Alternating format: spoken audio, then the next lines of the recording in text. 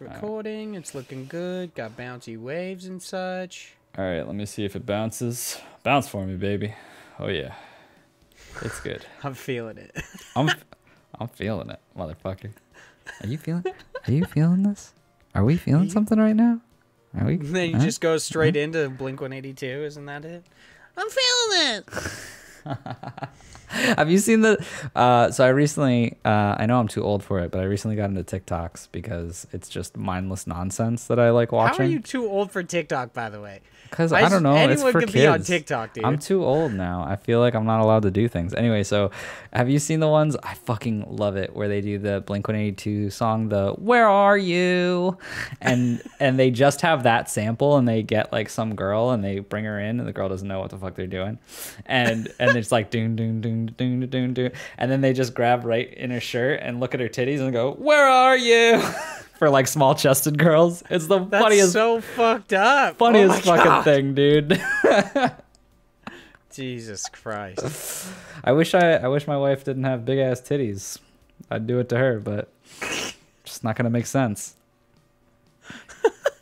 You're like, I could become a TikTok star by sexually assaulting people. Yeah. But sadly, my wife is too stacked. Too stacked. I could just edit the audio and put "There Are You." It wouldn't make sense grammatically, but clever twist, you know what I'm saying? Anyway, let's get into it.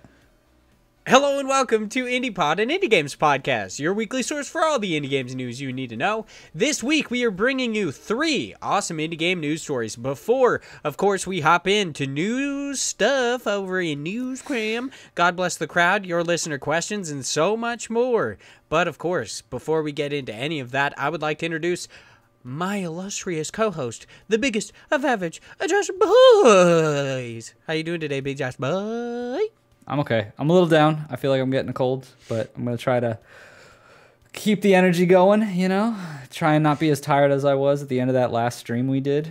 Whew. Dude, it's like 2 a.m. for you. I don't even hold that shit against you. Everyone's just like, no sleep, and you're just like, it's fucking 2 o'clock here. Oh, no. I was very sleepy. Very sleepy. But let's get into it. I'm excited. Let's talk about some fucking games. Well, that's why. So you being sleepy is the reason why I want to change the stream a little bit to being like basically like 8:30 to 11. So you still get like a good 2.5 hours, but it's not too late. That's my time. So it's normally we would go until like midnight or later, technically for you, and you're just like, it's 2 o'clock. Yeah, I need my beauty sleep. It's okay. It was a long stream, but it was a fun time. It was fun stuff playing Risk of Rain 2. It's super fun. Make sure to tune in. I believe we're going to be doing them on my stream, so twitch.tv/HideLegion every Thursday at like 8:30 p.m. Mountain Time, which is, I don't know, your fucking time. I don't know who's listening to this. I don't know who you are. I don't know what you do, but tune in. Watch us play some games. We played Gunfire Reborn over on Josh's stream. We played Risk of Rain 2 on mine, and I was surprised to know that many people are now going to buy Risk of Rain 2 because they watch us play. Just saying. Score. Hell Score. Yeah. That's what you should do. You should watch it. You should love it. You should play it. You should play with your family, your friends, whoever. Get a dog. Teach them how to play. Fuck, I'll watch it. I think most people would watch a dog play Risk of Rain 2. Shit would be great. I mean, I'm pretty sure shit would be awful, but yeah. I don't know, dude. The dog would be the same skill level as me, and people watched it. So that's true. Do you think I could carry a dog? Do you think it'd be easier for me to carry the dog than you? More than likely, yeah, because the dog wouldn't accidentally wouldn't take the items, and that too. Yeah. That too. So, Big Josh Boy, I have a story that I need to tell you that I just found 100% bullshit that happened to me last night, okay? So, Morgan and I got done streaming, once again, twitch.tv/HideLegion, and I got done streaming, and I walked out, and I asked my wife, I was like, hey, you hungry? Like, you want to go get something to eat? It's like fucking midnight, but we're like, whatever, what's open? Let's go. So we were like, let's go to McDonald's. Like, it'll be fine. This McDonald's is open until 1 a.m. It's going to be great. We head over to McDonald's. And what is your preferred McDonald's order? What do you get at Mickey D's? The McEldoos. What do you get? You get 25 McChickens? Is that how you do? I fucking load up on them. You need that protein for them big muskies? The big muskies. What did Errol call it? The Thuskies? I don't know, dude. Errol's going on one. I don't know. Honestly, people are going to think it's real gross, but my wife kind of got me into this. I never really ate a lot of mayo, but then she was like, I fucking love it. And so I started getting into it. And literally all I get is just a bunch of plain double cheeseburgers with just mayo on them. Really? Real good. Yeah. Good. Well, I mean, that definitely ties into my story. I know. That's also, I thought it was funny because I saw this tweet and I was like, that's weird. Yeah, so my order is a double cheeseburger plain, a McChicken plain. Here's the thing.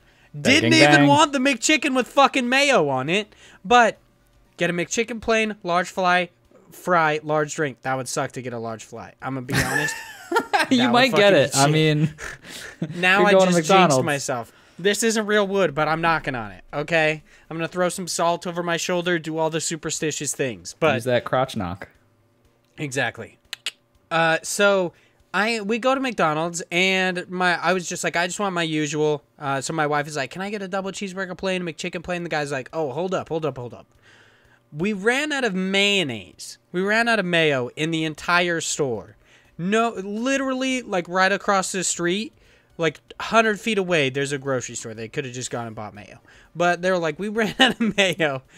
So we just no longer sell the McChicken. We just took it off the menu. And I was seriously like, for a second, I was like, bro, like I literally just want a chicken patty. Like, can you not make it for me? What do they fry it in mayo? Like what? I don't know. I don't understand why a condiment would hold them back from selling a chicken sandwich. Because, like, okay, so a McChicken, I believe, comes with a slice of lettuce and mayo. Like, that's basically how it comes. I guess you can request other shit, but that's just the standard. But he was like, yeah, my manager said we had to take the McChicken off the menu. We can't sell it because of this. And I'm like, bro, I don't even want mayo. Like, just give me a fucking... Like, I was like, do you wonder if I just asked for a big chicken nugget? If they would give me like a chicken patty, and my wife and I were just riffing, and I'd be like, "Can I just get one of the large chicken nugget?" And he's like, "How many pieces?" I'm like, "No, like literally just a gigantic chicken nugget." And he's like, "So a chicken patty?" And I'm like, "Yes, that is what I would like. That's exactly what I want." Because then you throw that bad boy in between the two patties, you put some French fries on the burger. It's so good. That McGangbang though. Exactly. You could have just got a bunch of chicken nuggets and then just asked for the bread. That's what I thought about doing. And just That's exactly what I thought about doing is just asking for chicken nuggets and putting it on the sandwich. I just ended up getting 2 double cheeseburgers because I was like, whatever. It doesn't have the same breading, the chicken nuggets, as the McChicken. Yeah, no. Just a bunch of assholes, dude. Like, it's literally just, I don't even require mayonnaise on my sandwich. So I just got 2 double cheeseburgers. I suffered through it, even though it was delicious. So I was like, man, wish I had McChicken. But whatever. So much suffering. Yeah, it's not a juicy enough sandwich. How do you get through your life, really? It's just... It's tough. Yeah. The willpower you have is just intense. It's a hard life I lead. But, somebody's got to live it. Yeah. Somebody's got to bring this fantastic content that is definitely about indie games and nothing else. That's what's got to happen. About? What are we... We're talking about how Morgan and I went to go look at a house the other day. And we're like, hey, we like this house. Let's buy it. And then it turns out somebody put in a fucking bid and it was accepted the day before we even went and looked at it. I was like, why the... House hunting is awful, dude. It's so bad. You literally have to go the day a house is listed. You have to put in an offer the day the house was listed. And you have to hope that it was either that asking price or above. Because if you're in, it's, I don't know about other places, but like in Florida right now, houses are just flying off the market. They are. Yeah, here too.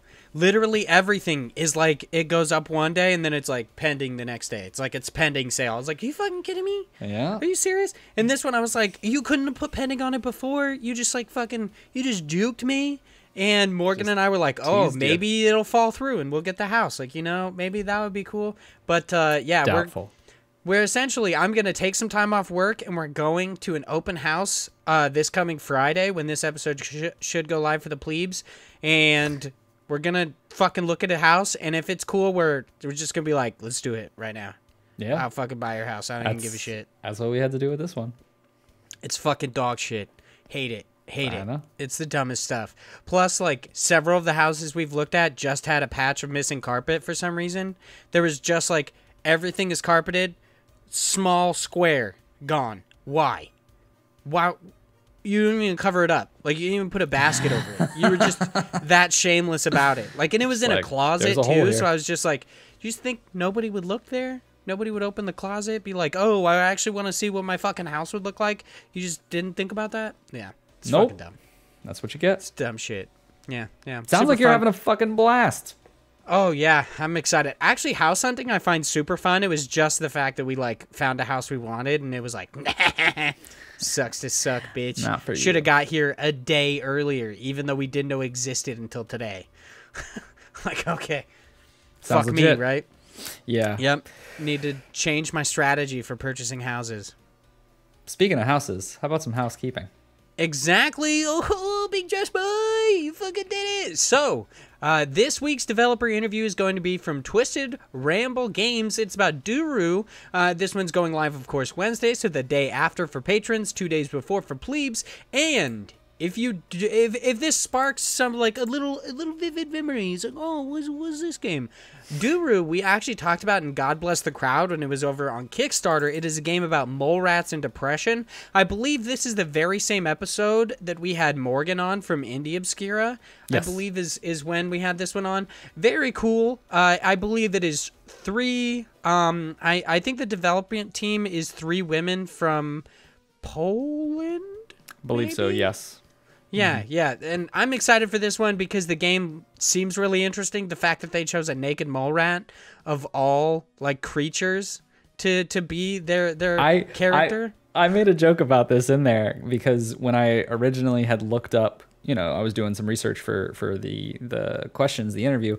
My wife came up behind me and she starts talking to me and she's like, "Oh, so what's the game about?" And I was like, "Oh, it's about depression. It's portrayed through this colony of mole rats." And she's like, "What's a mole rat again?" And I like searched it up in Google, and the first Google image is just this ugly looking creature. And she's like, so gross. "Oh," she's like, "That's so disgusting." And I was like, "Well, they don't all look like this." I was like, so I told the developers that, and they just laughed. And they were like, I mean, like, you have to. I'm actually very interested to see how many Kim Possible fans actually purchase this game just because of Rufus. Maybe. It's possible, dude. It's possible. Just saying. So, of course, check out the IndiePod store over on Teespring. You can pick up a t-shirt or a sticker, soon to be more merchandise. We've got our YouTube channel. It's just, IndiePod. Super easy to find. So you can watch these episodes on video every Friday. You can you could check out developer interviews possibly, or you can even, soon we will be posting our live streams, the VODs over on there as a pseudo Let's Play series for all those people who, can't wait the 14 days kind of a thing, like whatever, because they disappear after 14 days. So, we gonna do that. We gonna do that for everybody. Please leave us reviews on any listening service and or platform that it is applicable, specifically iTunes if possible. Helps us out, helps us reach a larger audience, and I don't know. I guess it's conjecture at this point, but maybe it could get us to a con or something. We could go to freaking PAX if it wasn't a plague zone. Yeah, maybe one day it won't be. It's what I'm looking forward to. Just like, it's kind of weird. I can basically live my everyday life in the coronavirus because 1, I never went outside, and 2, because Idaho's just like, he's fine. Whatever. Doesn't even matter. So the one thing that I know for a fact that I can never do is go to a convention. I would very much enjoy it. So let's get this coronavirus over with. Let's get vaccinated. Put it in my veins. I mean, it'd be cool. And lastly, thank you so much to our patrons. We've got Will C, Mix Mitosis, a.k.a. Mix, Zach Durham, Chase Hopkins, Philip Renshaw, the Wombat Emperor of Australia. We've got Chris Penwell. Always drinking tea, dude. He's always drinking tea. He's gulping down tea like no other. He's a beautiful British boy. Just like, what he's doing. We got Josh Nichols from That There Active Quest, the active Josh. That's what I've heard. And Sam Fillion from Canada. Yeah, it's getting slightly longer now. Slightly longer. 100%. But eventually, fuck. I just closed out of that and I have to do it again. But whatever. I'll reopen it. Don't you worry. Thank you so much. You're just teaching me so much about the internet, dude. Control so much. Shift All T. these, like all of these different commands and stuff. God, I'm so how happy you've you're in gotten my life, through Big Josh boy. how you've gotten through using your computer for this long without knowing these commands is beyond me. It just means that I choose, like, literally everything in my life. I just choose the hard way to do something. No, like it's like this is actually like they basically it was like an invention was created in the fucking 1900s that made something easier for me, and I'm like, nah, dude. Like they fucking you could use an actual drill, but instead I'm just gonna rub a fucking screwdriver against the wall until I eventually bevel into it. Like that's how I do things. Okay, that's what I do. Okay, that's why I got these pudgy arms and this disgusting bodies, because I take the long way around. You know what I mean? Doesn't make any sense. But let's talk about some indie games. So Josh, you are playing Deadeus by Izma. So we talked about this game last week. It's over on itch.io, and it is currently coming to Game Boy, which is pretty interesting. But that's not where you played it, so tell me about it. Yeah, so I wanted to do a quick shout out to this game. We talked about it on the last episode, as you mentioned, and I actually, coming down the pike, we're going to have an interview with the developer of Deadeus. And so I just wanted to do a quick little, hey, I tried it out. This is my quick opinions on the game. So it is a small Game Boy game. Don't think of it as, a crazy expansive, like this is hours and hours of content. It's a small experience. It's a good little story where you're this character in a world where this impending doom has started. All of the children in the town are having these nightmares where it's this individual, this like god called Deadeus, who is saying that in 3 days they're going, basically that entity is going to take back the life from individuals on this planet, because he gave them the ability to live and he wants that power back, or whatever it is. It's some kind of higher being who's basically giving them this impending doom, and you as this boy in this town has 3 days to kind of like figure out what's going on. Is this real? What's happening? And you interact with the world, and there's different people that you can talk to, different actions that you can take, and in that you get 11 different endings. And it's one of those things where if you just play it to get to one ending, you're not really going to experience like the most out of this. It's going to be Have you completed it? I've completed like 5 or so endings, and then and then I ended up watching a YouTube video to watch the rest to just prepare for the interview. How long did it take you to get through the 4 or 5? Yeah, so it doesn't take too long, especially because for me, I used this off of my phone. What I did is I downloaded, I like how I showed my phone as if people don't know what a phone is. I downloaded an app called My Old Boy, and it's basically just a GBA or I think it's just a GB Game Boy emulator. So does it offer the like time skipping thing where you can play games at like 3 times speed or whatever? Is that what you're gonna say? No, it didn't do that, but it allows for save states. So I've talked about this on the podcast a long time ago, because when you used to be able to go out and do things, I would always get these Google Rewards surveys that would be like, hey, answer some questions on the places you went to. But like now I don't fucking go anywhere, so what's it gonna matter? So I still have some money saved up from that though. So I ended up just spending $3 to get the pay for version, because you can get multiple save states. If you don't, you only get one. And I was like, this money from Google is just it's expiring, so I might as well just it's just burning a hole there. No, it's like it was expiring that day. I was gonna lose like a couple bucks, so I was like, well, fuck it, I guess I'll just use it. So I ended up getting that, and I was using save states, so I just saved kind of conveniently in certain days, like day 1, day 2, day 3, so that I could go back and try a couple of things. But a full like playthrough, if you want to get from just like 1 to the end, probably takes like a couple, like an hour or 2. Not anything crazy, but it's one of those things where I played it and I was like, oh, this is fun. Like it's not fun in like you're actively like combating or doing something. It's fun in like I want to know what's going on in the world. It's more of an exploration type game, right? And so I just wanted to give it a quick shout out. You also could just play it and get an emulator on like your PC and get this for free, because it's not something you have to pay for to get the ROM for it. But it is just kind of weird how you need it. Like you need to get an emulator to actually play this. But I would recommend it. Even if you don't want to, pick it up, I would say watch like if you do play one of the endings and you don't want to go through all the others, I would recommend doing a YouTube for all of the endings because it does add a lot more to the story. And the interview, I already did it, but it's just scheduled. But once it goes live, I would recommend checking that out because the person who created it was very passionate and had a lot of interesting things to say about why they created a GBA game as opposed to like just another pixel art game. Damn, now I'm excited to listen because that was one of the main things. It was like, why are you putting this on the fucking Game Boy? What's up with this?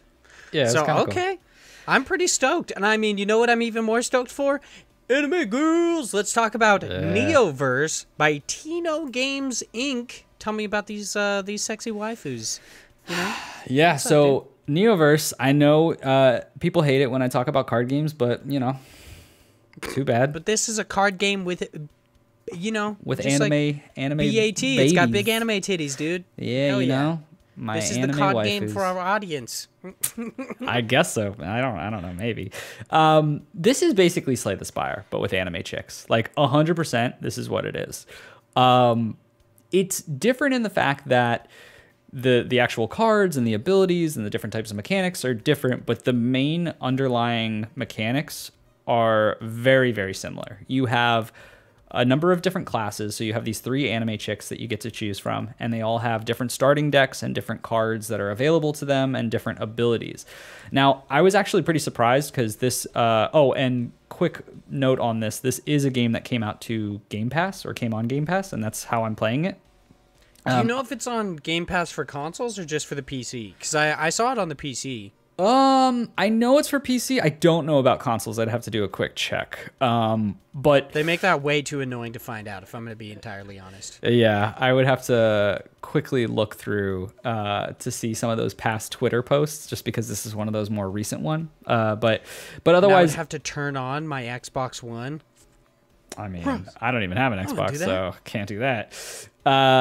Anyway, it's normally $20 on Steam, and from playing it, I've played it for a couple of hours, and honestly, like, I don't think I'm going to stick with it just because I've played Slay the Spire and I've played a ton of it, and it's something where like this game is interesting, but I don't know if I want to devote as much time as I would for something like these type of games, because it's like if I get hooked, it's going to be like 100 hours or so, and I don't know that I want to get into that. But I'm actually having a lot of fun. I've sunk like 5 or so hours into it, and I've played a number of the different, like each of the different classes, and like experimented with the different types of decks that they have.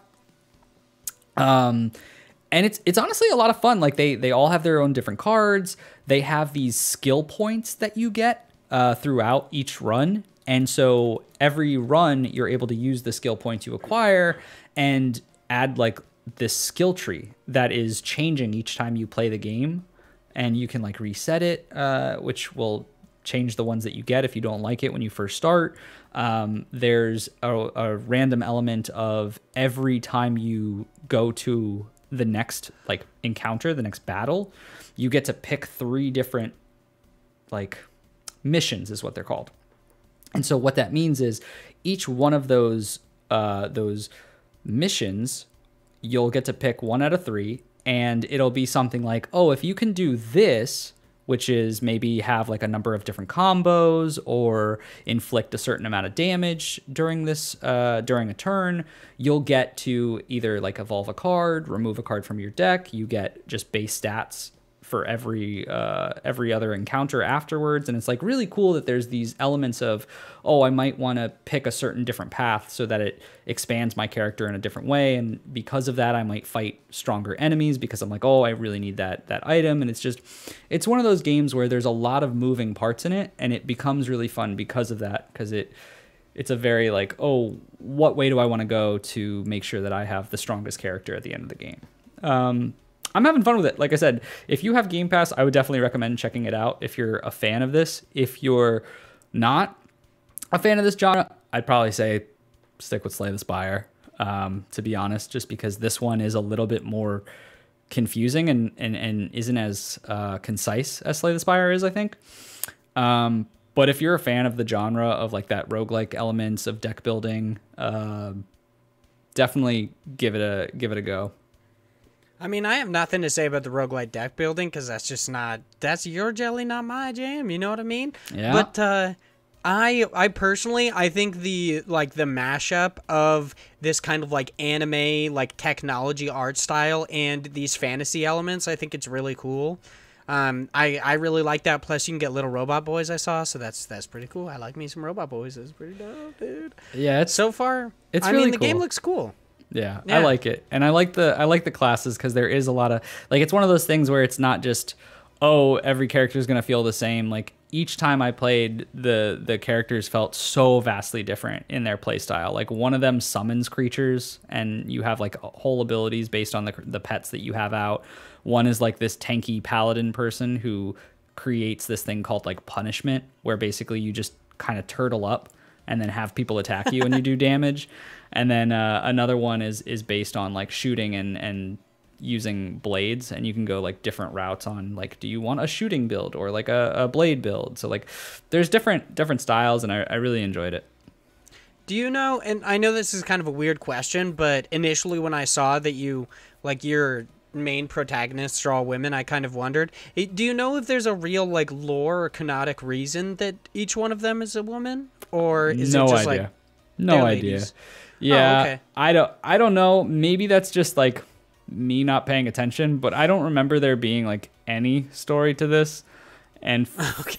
Like you start up and it goes into this like kind of anime cutscene, like where not anime, but like it just feels like that because it's a bunch of ladies just fighting like robots and bad guys and monsters, and like it just looks like a weird type of anime bullshit type scene. Yeah. And okay. And then you just go on this adventure mode and you fight a bunch of baddies, and it's like one after another, just waves. So it's really strange. I don't know that there's a lore. Maybe I'm just not looking into it because I look at it and I'm like, I don't really care about the story side. But like the fun part is the actual mechanics in the game. So I was like, all right, that's all I'm focusing on. All right, cool. I mean, it looks pretty interesting, and if you have Game Pass PC, at the very least, you can play it, so check that out. Once again, it's Neoverse by Tinogames Inc. For me, this week, giving once again an update over on Ashen, my A44, my Ashen playthrough. Really enjoying the game. It's a lot of fun. I tweeted the other day, and I loved that, like, Eldar basically popped up, and he's like, impossible, because it's like, it's weird that Ashen is probably...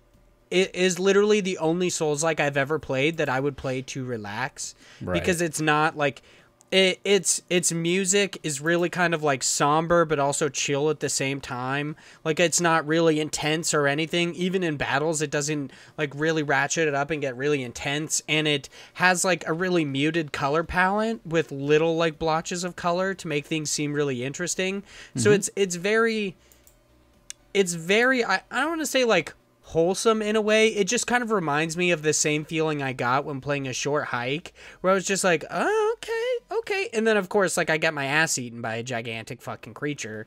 That happens. But, I mean, it does piss me off sometimes. And that's what I want to talk about today, okay? All right. I finally got to a point. Like, literally, when I write notes, I put a plus or a minus next to the note to basically denote whether or not it is a good or a bad thing that I'm writing this down. It's just a habit that I've got into. And I had 100% pluses until I eventually got to a section of the game, and it is the Amian Dungeon. This is one of the bosses. So essentially, like, part of the storyline, this isn't like an optional boss or anything. It's not a side quest.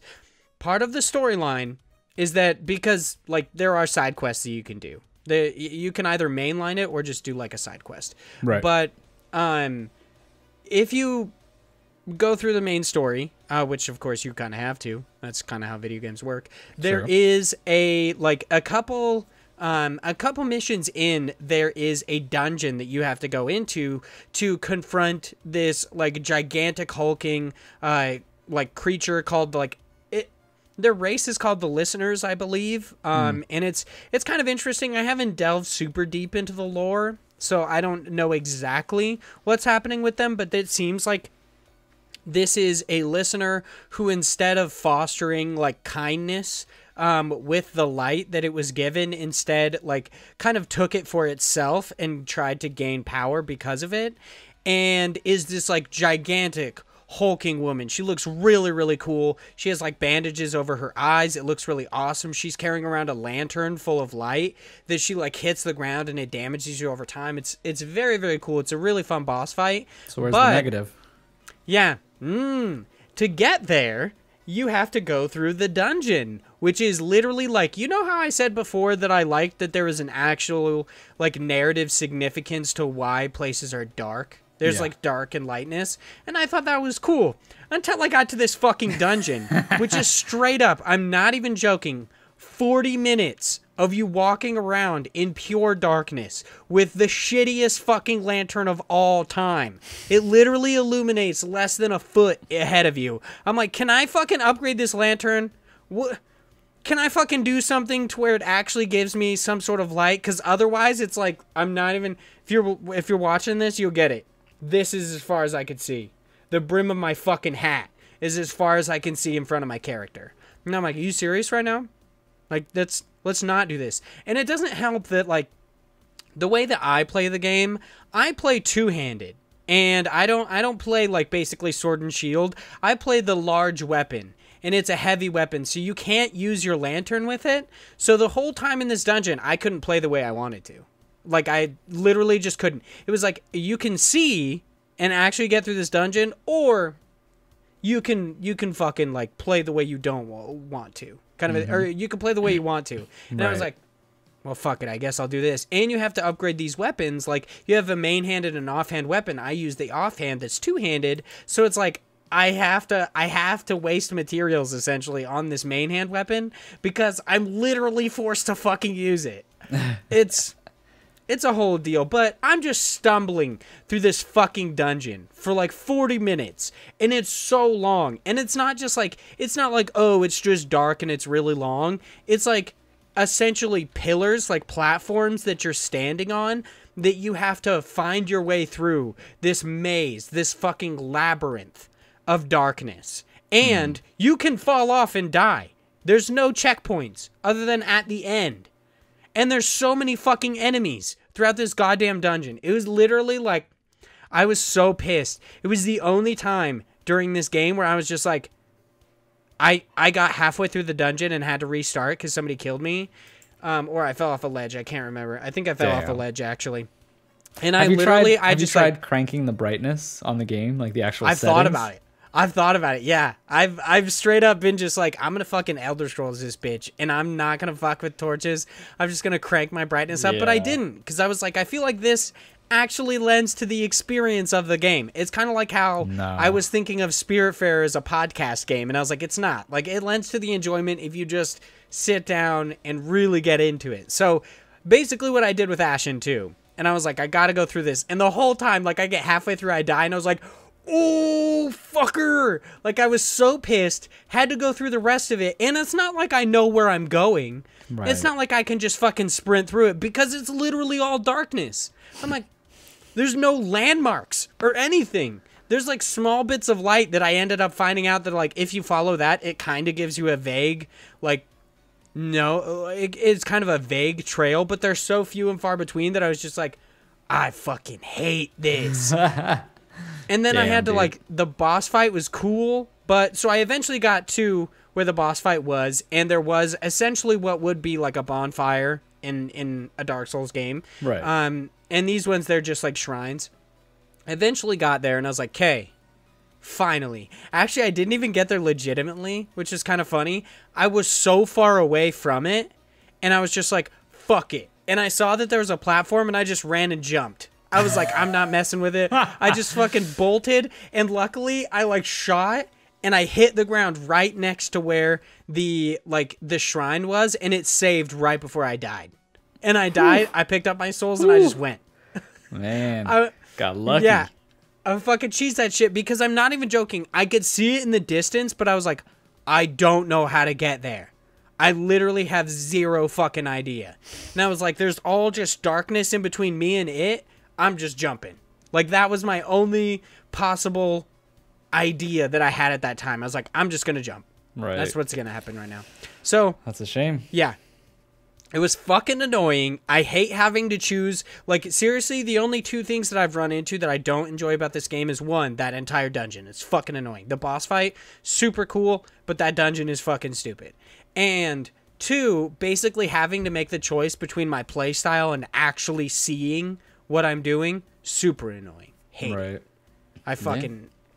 It annoys me so much. But... there are a few things that I learned to, like, love about the game after playing even more, was that, like, each character in their side quests, they have their own individual stories, and it's really cool. Like, I believe his name is Jokel. It's kind of spelled where it's like Jokell. Essentially, through his side quest, you find out that his family is cursed, and you're basically trying to break that curse for him. It's really cool. He's one of the companions that can follow you. He's actually the one who often does. He's in the beginning of the game, and then when you're not doing someone's specific side quest, he's the one who goes with you. And even when you are, some people don't go with you, so he just does. It's kind of interesting. He's a guy that, like, has this, like, he has a pipe that looks like Gandalf's pipe, and he has this, like, mustache, like a curly mustache. He's very noteworthy. He's on the front page of the game. He's on the cover art. But of course, super cool. I've really fallen in love with the game, and as part of, like, kind of a 2021 thing that I want to do, I want to finish more of the things that I start. So I was like, I'm going to finish Ashen. I'm actually going to finish it. There are games that I haven't finished that I'm going to go back to and try to finish this year. I'm going to try to finish Dark Souls 2, you know, on stream. So it's fun. The other game I played, and you know what, dude? Thanks to Big Josh Boy, I'm already living up to this finishing shit because we fucking Big Josh beat Boy it! and I played Risk of Rain 2. I'm going to go in quotations, beat it, got all the way to the end of the game, died during the boss fight, and Josh just carried me through and eventually beat the game, which gave me the character I fucking love, which is the captain. So dope. I love that character. I'm actually stoked to play more with you because that game is so much fun. Nice. I can't wait. It was awesome, dude. I'm so excited to play more on stream with you. Like, playing these games is so much fun. It's awesome. I think this week we're going to be playing, this is obviously for patrons because for plebes, you're hearing this the day after, but you can always watch the VOD, we're going to possibly be playing Deep Rock Galactic. So we'll see how that goes. It's going to be interesting. It's going to be interesting. But so far, I don't want to talk too much about Risk of Rain 2 because you could just go watch it over on twitch.tv/HydeLegion. It's super fun. Thank you, everyone who joined in and was talking to us. I really enjoyed it. It was much more fun than playing it alone because, you know, I actually got through the game. I feel like if we didn't go through that blue portal in that last run, we definitely would have got to the end of the game, and I would have, like, not been carried. I feel like I could have gotten through the game that time because I was doing pretty well. The blue portal is great, though, because if you make it past that, you get so many upgrades for free because time's not ticking, which means enemies aren't getting more difficult. It's so good. It definitely seems like a high-risk, high-reward scenario. Like, it was like, it's essentially just like the most enemies you can fight and you don't have 90% of your good abilities. Like, it was interesting, but I actually really enjoyed it. It's really bad for the captain because other characters have their abilities, but the captain's just very, very underpowered in that world. Yeah, it's just like I have my charge shot and I have my slight stun that does literally nothing kind of thing. It's like, I've got basically nothing, but it was fun. I liked it. It was a really fun game to play. But speaking of games you play with your friends, let's hop into our main news stories. The first news story over on IGN, written by Joseph Noop. This is Phasmophobia's ghost never hunted you based on your voice, but they do now. Since it rocketed to fame earlier this year, Phasmophobia's brand of ghost hunting antics has terrified numerous players, in part due to the way the game handles audio. Apart from speaking to friends over crinkly radios, which I don't know what that fucking means because I've never played this game, but okay. Many players believed that your voice played a huge role in making ghosts appear, causing a ghost to hunt you if you taunted it enough. Turns out that was never true. I love that, like, it was just a fan theory, basically, until now. They were like, it's happening, and then now it actually happens. I would love for them to be like, this fucking sucks, now that it actually happens. Now it's going to be too hard. Yeah, it was like, I fucked myself. But Phasmophobia's developer, Kinetic Games, announced a new update for the game's beta build on Monday, which now allows the game's cast of ghosts to listen for player voices when hunting, spurring them to search the locations where voices originate. This is a quote. Lots of people thought it was a feature, so it was added. I actually kind of love that it was just like, people thought it existed, so we were just like, not? Fuck it. Let's make it, kind of a thing. Yeah. I think that's so awesome, and I love that the developers are also like, this is also experimental, so if it's fucking annoying, feel free to tell us, and we'll maybe take it away, kind of a thing. Yeah. Like, I think this is really awesome. What do you think about this new, like, implemented feature? Does this make you, like, want in any way to play this game, or are you still just kind of like where I am, where it's like, eh? No, I would play this game. I just don't have a group of people to play it with. Like, that's my thing. Is like, I don't have people who have any interest in this game from like my normal group of friends that play games. So I'm kind of just like, I'm not going to buy Phasmophobia to play it by myself. Like, this isn't one of those type of games, right? So for me, I'm excited hearing things about it, because like I'd want to try it if I had a person to play with. But I just think it's so cool. I just like you talked about, like, I love seeing this type of development, the development where it's based on iterations of like player feedback. Like, just because a bunch of people were making that up and creating this myth of, oh, if you talk, the ghosts will hear you and go towards you, which makes total sense, right? I would love for the people who originally fucking the ones who originally came up with it, like, they were actually tricking everyone, they were gaslighting them, and now they're just like, damn it. Like, they created a reality where the game is just hard as fuck. Yeah. I mean, I don't think so. I think it was honestly, people just probably thought that because, like, especially in this game, it's so chaotic where you're being frightened and there's things chasing you that you just make up those kind of assumptions of like, oh, they're chasing me because I was making noise. But I think it's super cool. I think it does make it a little strange, because I don't know, like, does it make the game too easy now if you just like click your mic off and you just don't talk, right? Because now what is the ghost gonna hear? Well, I mean, you do have like, from what I understand, having not played it but having watched some people play it, like my friend Hannah, she has streamed it a couple times.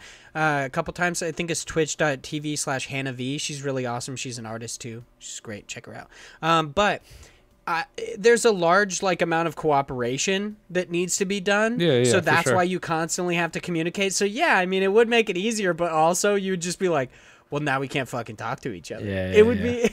But I'm saying, like, I'm saying in moments where, like, the imposter was in Among Us without being able to communicate with each other. Yeah, no, I'm saying more in moments of like something chasing you, of being able to just turn your mic off. Like, as opposed to, you know, in like a situation like this, it would be more of that, like, oh no, they're gonna get me, I have to be quiet in a closet kind of a thing. And it's like, just click the mic off and just stop making noise, you know? Yeah, you could just mute your mic and be like, hee hee hee. That'd be so funny if it didn't go that way. That if it still fucking heard you, like, it literally pops up and is like, you thought you could mute me, bitch, and just like kills you. That'd be awesome. I would love that so much. Maybe. Hopefully the dev hears this episode and is just fucks their. Just, I don't even play the game, but you could just fuck your player base, mess with them, be like, muting your mic does nothing to me. Yeah, break the third wall. If you end up break muting the fourth wall like some fucking psycho mantis shit. Yeah, if you end up muting your mic, like actually muting it, it makes like a large sound for the ghost to hear. Like, total opposite. Like, that'd be awesome. That'd be so cool. I agree. I think it's so awesome, the like iterative development of finding out what people actually want and just being like, yeah, sure, okay, that's cool. Like, I think it's a great way to develop your games. Also, I wanted to ask you, since it said that they implemented this into their like beta of the game, and it seems like this game is in early access for the most part, do you think it's possible for games that like achieve massive success while they're in early access, do you think it's possible that when they have their full release that they have kind of like died out by that point? Like, it's something that I'm afraid of, and I don't think we've necessarily seen like a whole lot of that happening, because like Hades, I can't say reached like monumental success in its early access period, especially because it was only available on the Epic Game Store.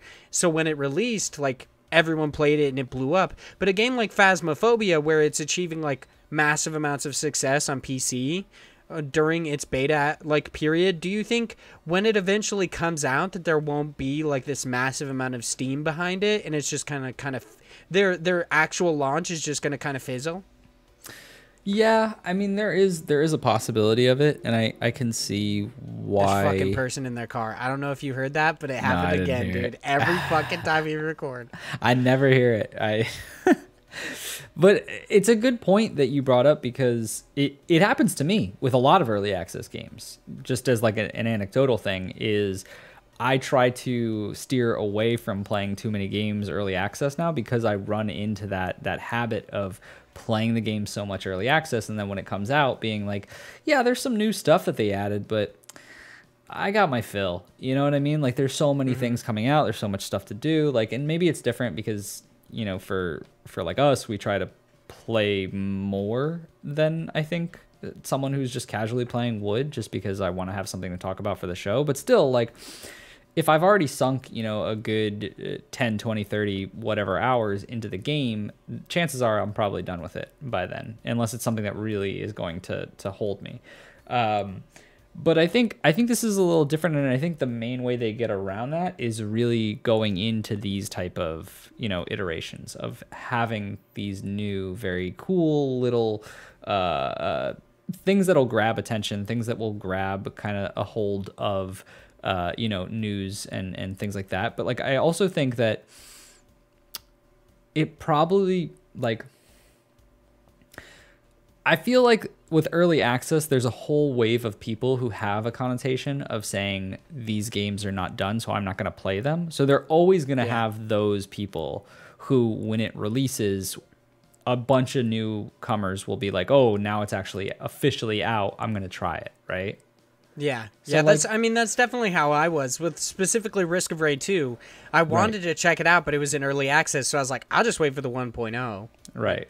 And I mean, yeah, I can't say whether it was still worth it. Like, I still had a ton of fun, but there are a lot of changes since then. But like, I think the way to get over that is by putting, you know, different features, different maps, different types of ghosts, different things, so that like they hold some of that stuff, so that when they 1.0 release it, it has like a wave of new content for those people who have already kind of played it, where it's enticing enough, and then it's a full package for those who haven't ever tried it, right? Yeah, just release it essentially with more content. So it's like people who played a shitload in early access, they actually have a reason to come back. It's not just like, yeah, this is basically your early access, but now everybody can play it like in the 1.0 launch kind of thing. So yeah, I totally get it. I'm very interested to see how a lot of this works out. I mean, there's just so much game data we'll never understand. Like, so much of what goes into actually being a developer that you don't understand unless you're in that. So that's why I like the developer interviews, because they kind of like shed a light on weird things that I just had no fucking idea about for like actual development. Like, I think it was Josh Leap who talked about having like developed video games for the military or something like that. Like, I forget which developer interview specifically it was, but I think it's that one. I can't recall, but I remember something about that. But yeah, it's, I don't know, there's a lot of intricacies that go behind the scenes, and like it's funny too, because you say it in the context of like, oh, if we were a developer we'd know, but there's probably like there's a lot of things that like these developers are just kind of like, they're just doing. It doesn't mean that they know what they're doing, kind of a thing. Not to say anything negative about that. I just think there's a lot of people who in any industry, in any job, are just kind of going with emotion and learning from, you know, actually doing something, and then being like, this is not the way to do it. Yeah, absolutely. I mean, it's just like podcasting. Like, we're just fucking going along as we do. We're like, we'll figure it out. Like, yeah, it's whatever. Yeah, we were horrible at the start. I mean, we're still horrible, but, you know, we're better than we were. Horrible in a different way. Yeah, exactly. So, our next news story is over on GameSpot. It is written by Eddie McCook. I don't know. I just said macaque, so I'm very sorry for that. So, this is Among Us Dev talks about the game's recent surge in popularity. I told you we're just horrible in a different way. Oh my god. Yeah, here we go. Recent surge in popularity teases secrets in the works. So I I'm gonna be this honest, article I don't really is want nothing. to talk about like, can we take a step back for a second? This article, there's nothing said. Not a single that's why I was thing. like, I don't want to. I was like, I don't want to talk about the secrets because it's like that's like nothing. The one thing I wanted to talk about is the different stuff that the developer has said that has contributed to the success of Among Us. Yeah, which, okay. I mean, is also like it's kind of like still dev speak, but I do think it's kind of interesting. So asked what might have contributed to the big success of Among Us in 2020, Tran said it came down to the number of elements. One was the core simplicity of the game. You don't need high strategy in terms of coordination. You just need to know how to be able to talk to people within your chat, which totally makes sense. You just have to be able to either deceive people or convince them, which right. I definitely get. Tran also stated that Among Us benefited from the fact that you don't need a high-end PC or console to play the game and become part of the community. Yeah, you can literally play it on your smartphone. Like, it's that easy. And you can play cross-play with people who play on PC, which also I feel like added to the actual success of this. Let alone the fact that, like, people like freaking AOC played it a shitload, like literally every streamer played this at one point in time, kind of a thing. It just got a massive amount of coverage. It continues to say, a lot of people don't have huge computer rigs or the PlayStations to play a lot of these games that we all like to talk about. And because Among Us is on mobile and PC, there's crossplay. I think it helped. It's absolutely true. I just kind of like the one thing I found a little bit wholesome, mostly wholesome about this was that Tran said the renewed interest in Among Us was a terrifying and amazing and wonderful. Okay, was terrifying and amazing and wonderful, and there is really no English word to make people comprehend how surprising and amazing it was. I mean, especially seeing InnerSloth heavily featured in the Game Awards this year or in 2020 was just so nice. Like seeing how kind of cute and wholesome these InnerSloth is. Like I loved having the imposter with like fucking Jeff Keighley's face taped to it in the background. Yeah. That shit was so funny. So I mean, what do you think about this? Do you think that this is like an accurate summation of what exactly caused Among Us to really pop off in 2020? Yeah, I think it makes sense. I really like, because for me, the biggest thing and what I always attribute it to was the fact that it kind of blew up because of influencers, right? There's people who are streaming, there's people who were famous, there's people who are in politics that are literally doing this, which is, it's nuts, right? But that right there is a crazy form of publicity that you're getting. And so people see it, people want to try it, people get into it, but it's like, it's also because it's easy, right? This isn't something where you need to be a gamer, quote unquote, to actually play this. You don't need a heavy, mechanical knowledge or repertoire to get through this. You just have to try to trick people, right? But also it's definitely the accessibility of it, the fact that it can just run on a phone. And I think that's kind of why in some cases when people think of indie games and they think of lower quality and things like that, it's seen as a negative thing, but in this it's totally a positive, because if this was a high-end game of tricking people, you would only be able to play it on a higher end PC or the console specifically. So I think it makes a lot of sense. I think that the culmination of these different elements blend it all together. But as far as what probably has the most influence, though, I would probably still tack it on to the people who streamed it, the people who played it on a popular basis, a platform where a lot of people saw it and they were like, this looks fun, gotta try it, kind of a thing. Yeah, it's definitely an exposure thing. Mm-hmm. Honestly, something that lends to a video game success in a big way is literally just getting it in the hands of streamers. And I mean, I feel like for this game, definitely streamers, but getting it in the hands of content creators to make shit about it, that's just, it's such an, I think it's an understated part of what make for popular games is actually the people who play them or tell their friends about them, kind of a word of mouth thing. Yeah. So I mean, I think it's really awesome. What was it? Rust is blowing up right now because someone played it recently. Why? Everybody's playing Rust. It's these what is old it? games. It's Second Extinction or something like that is also really popping off because of it. People playing on Twitch. So yeah. all you need is these people who are, you know, heavy influencers to just play your game, and there you go. Now you make lots of money. Yeah, you just got to get people playing your game. And I mean, the easiest way is to give away keys to content creators. What's up, Goose? What's up, baby? So, our last news story is over on Nintendo Life. This one's written by Damian McFerrin, and it is Dangan and Protoculture settle. This one's so weird. Settle Devil Engine dispute, but there's more trouble ahead. We've talked about this in the past, what exactly happened with this, and it was nebulous then, and it's even weirder now. Yeah. So this is an update to a long-running story, basically since I believe the original story was actually, it definitely was not in 2021. I know that for a fact. No. The original story was early 2020, maybe late 2019. It was July 2020 was the other article. Okay, there you go. So this says this update is, it doesn't look like things are quite sorted yet, as Thomas and Joseph Bailey, the artists and musician of Devil Engine, have issued their own statement saying that Tristan Chapman, lead developer and designer of the game, no longer has the right to use the art and music featured in Devil Engine.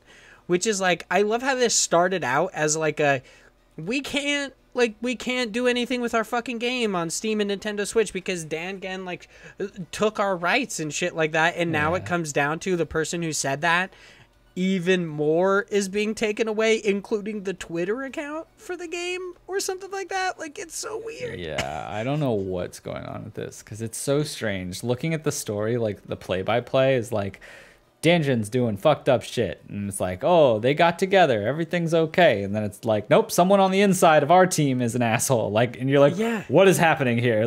Where does it stop? It's super weird. I don't know what's happening with this one. It's very odd. You know what? I feel like I have to do one of these. I'm gonna do your thing because it's so out of focus right now. Follow me, focus. There we go. There you go. It did nice. It did it. You gotta love that autofocus. It's I know, good that's shit. why I'm gonna keep this shit in, you know? I turned that shit off. It's so annoying, dude. I'm gonna have to turn it off. But the statement actually reads, the previous tweets regarding the resolution of issues with Dangan Entertainment was posted to fulfill legal obligations that Protoculture Games LLC has agreed to. I love that, where they're just we had to say it's finished, but it's not. It's far from over. We're legally obligated to say this. This account, however, is currently under the control of the artist and musician of Devil Engine, Thomas and Joseph Bailey. Tristan Chapman, the programmer and lead developer, voluntarily relinquished control of the account to us in June of 2020 after we objected to him posting unnecessarily inflammatory and increasingly false accusations under the guise of representing all of our opinions. We have not condoned a majority of Tristan Chapman's behavior and statements to the media in the past, and we will no longer be working with him in the future. As such, Protoculture Games LLC currently does not have the right to use the art or music in Devil Engine. We are now in negotiations with Protoculture Games LLC's legal representative, but at this time, we'd like to make our feelings about the matter clear. Super clear. 90% of this game is not legally being used, I guess. I don't know. What is happening here? And I love that they're just everything that he said initially about Dangan Entertainment was false, I guess. I guess. This is even getting so much more muddy because it almost seems like they're throwing him under the bus. Yeah. It seems so weird where it's but is it real though, or are you just doing what you have to do to get the money for this game? Because the original, the original accusation was essentially that Dangan would not pay them, would not give them their share. So are they just we just want to get paid, motherfucker. So you under that bus. You in the axle. You dead. You squashed like a fucking Looney Tunes character. Maybe. What is happening with this fucking news story? Man, I don't know. I can't wait to see more about the follow-up to this because it's really strange because now you look at the Twitter account for both the Devil Engine that's being now controlled by Thomas and Joseph Bailey, and like one of their personal, I forget if it's Thomas or Joseph, their personal account, both tweeting like, for those who think it's now safe to buy Devil Engine, please don't buy it. We're still like 2 out of the 3 developers are still not receiving money for the game or the like the original soundtrack, like if you buy it on Steam or anywhere. And so you're like, okay, well, what is the problem then? Like, why aren't you receiving money? Like, what? Like, I don't know. I don't understand how they're like. It's so weird because that was the initial accusation that he wasn't receiving money, and then they're like, he was lying, and it's like, but you're not getting money either, and they're like, but that's true. Like, what do you mean then? Yeah. So I don't get it because it was like a full statement about it being cool, and then immediately after being like, nope, still the same problem. But he's getting paid and we're not. Like, I love how it's just kind of like shifting the blame from Dangen onto this Thomas guy. Yeah. Or it's like, we gave him the money. I don't know, man. Yeah, it's so weird. It's such an odd news story that I don't think we'll ever actually know what exactly is going on. It's kind of one of those things where it's like, it's just going to get so muddy to where it's like a kind of like, who to believe is up to you situation. Right. Yep. I mean, I still fall on, like, I believe the initial developer, like him basically saying that they weren't getting paid, because at this very moment, it very much seems like that's the truth. The artist and, like, sound designer have seemingly said that. It's so weird to me. But no idea. Whatever. Maybe we'll find out, maybe not. But what you will find out is what's in News Cram. Yep. It's good stuff. Good stuff.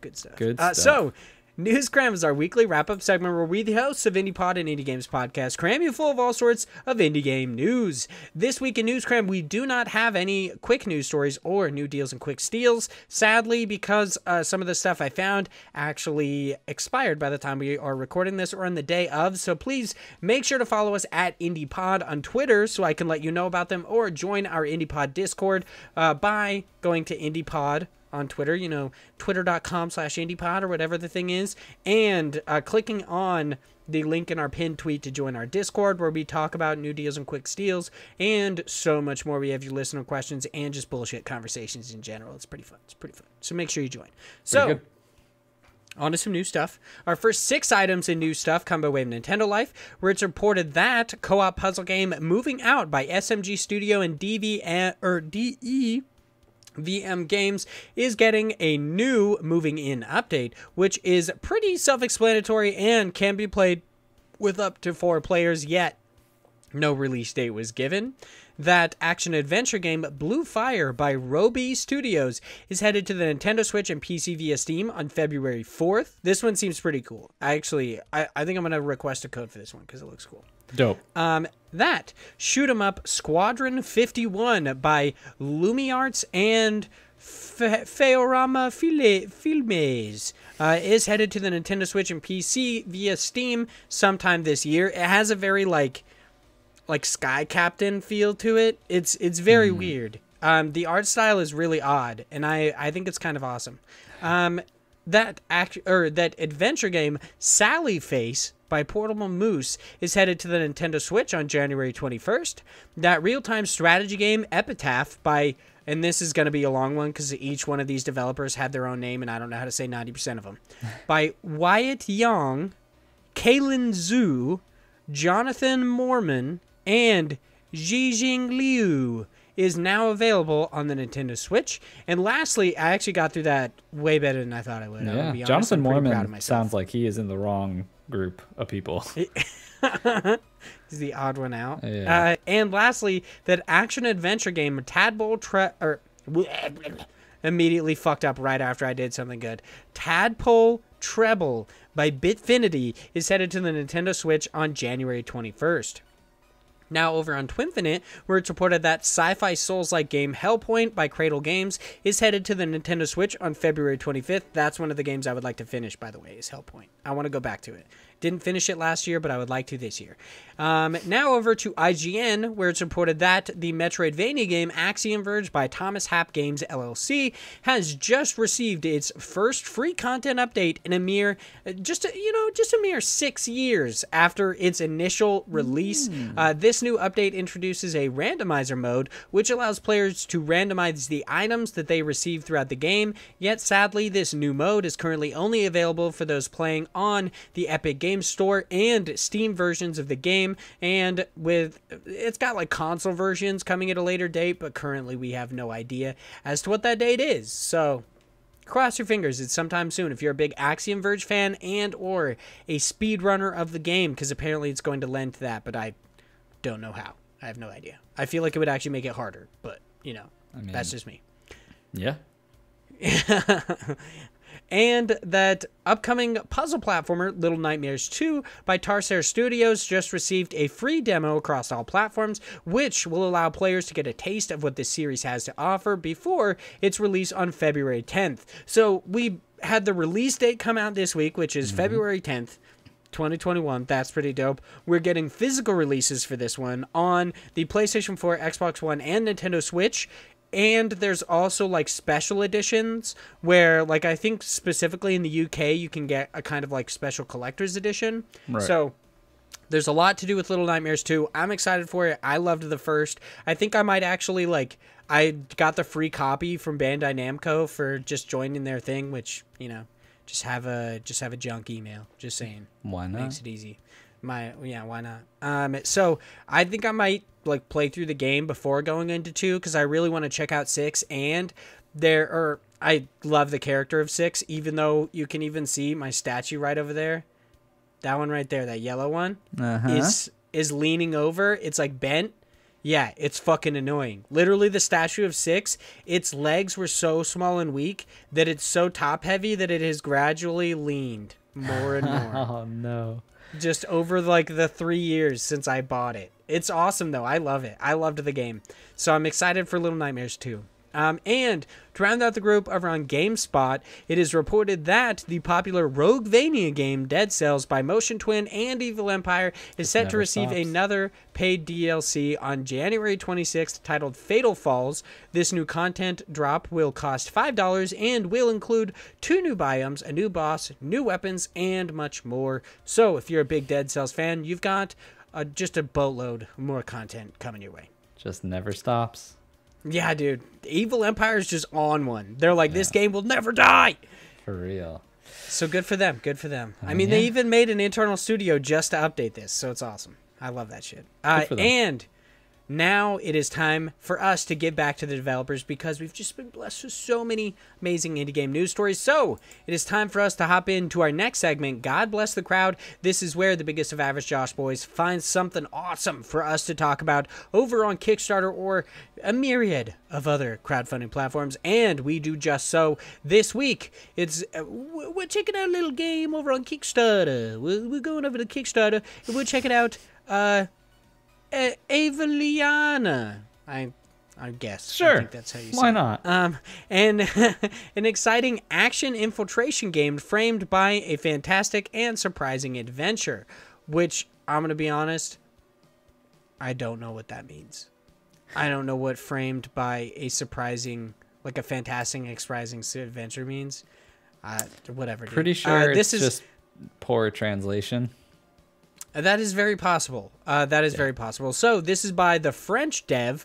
They are currently looking for $14,495. They have, as of the time of this recording, $4,021 with 97 backers and 24 days left to go to get out on the ground floor and actually get a copy of the game. If you are in the States, it is $19. Other currencies, I don't know. I have no idea. Not exactly sure. It's like 15 pounds or euros, whatever that C sign is. I don't even know. I never know. I just guess. And that apparently equates to $19. So, Josh, what do you think about Avelina? I think it looks pretty cool. Personally, I'm not too crazy about the art style to it. I don't like it. It's very. I feel really bad about it. It's very abstract and kind of like minimalistic in ways. Yeah. And it's not my favorite, to be honest. But I like the idea of it being this it's kind of strange because it's this very bright and colorful world, but it's based on infiltration, like kind of stealth type game. So the creatures in broad daylight, you're like running past them and shooting past their vision, which are like, you know, the common stealth like cones. But there seems to be like a little bit of, you can just sneak past them, you can sneak past and attack them afterwards. You have different types of enemies and like ways that you need to interact with them, and like a dashing mechanic that plays into all of this, of how you need to move in between like not being spotted or being damaged and whatnot. So I think there's a lot of interesting elements to that. I like that they play into having the top down look and then going back to a flat 2D structure.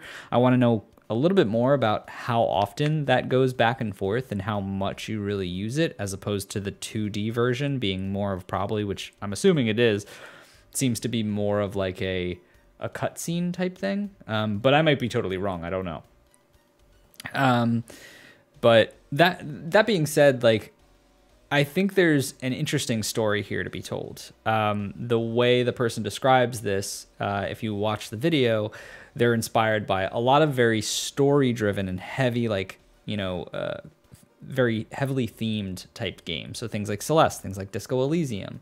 So these are all things that I'm kind of hoping, to be honest, it's more about the story and like playing through this as opposed to the mechanics that I'm seeing right now. Because the mechanics right now, they look interesting, but they do look a little like rough around the edges, right? So this to be fair, I guess this developer has only been working on the game. Like, this is probably a really early build, because I believe I'm 32 and I have started this project at the end of February 2020. Right. So from there till now is how long he's worked, and he works seemingly an average of 6 hours a day on this game, which is pretty insane considering he's yet to get paid for it. Yeah. He just does it after work. Right. So I feel like there is like some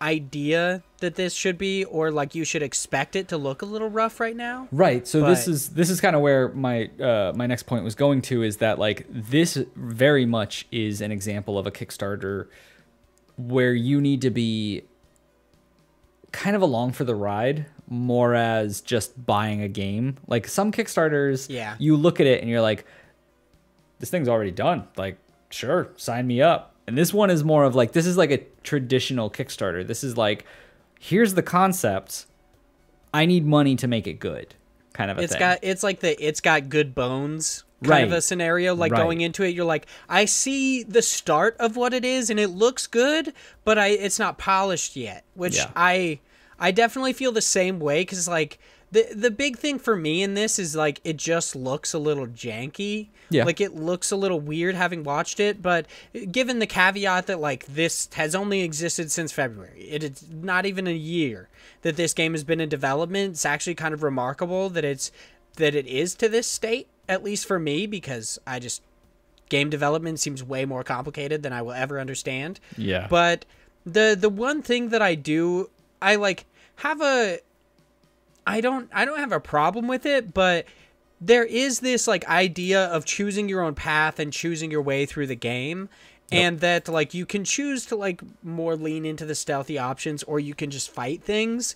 And I'm like, from what I have seen of your combat, it doesn't look great. Yeah. But I hope that's the one thing that I really hope changes a little bit, because I believe one of the things that he had talked about being an inspiration was Dark Souls, but I'm not 100% certain. I think that was one of the few that they had said, at least where it comes to the gameplay. I think it was in the video. I might be wrong. Yeah, but I'm trying to see if it's anywhere in the actual text, but I don't see anything. I personally just remember things like Celeste and Disco Elysium. Yeah, Disco Elysium. Yeah, those were the ones that really stood out to me too. But I mostly just like, if there is the choice of combat, I'm going to be honest, like I will choose combat. It's just the way I play.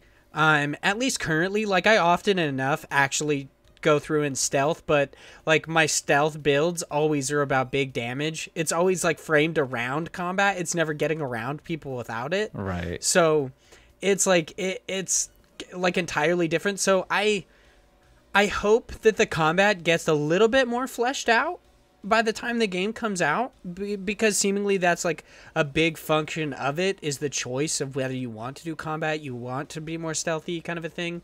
But I think it looks cool. I definitely fall into the camp that it's got good bones, but it's something that I will wait for release for. Yeah. Even though the developer, he's a cutie boy. He's a cute boy. He's a cute boy. I like him in the video. That is definitely the reason why you should pick up a game.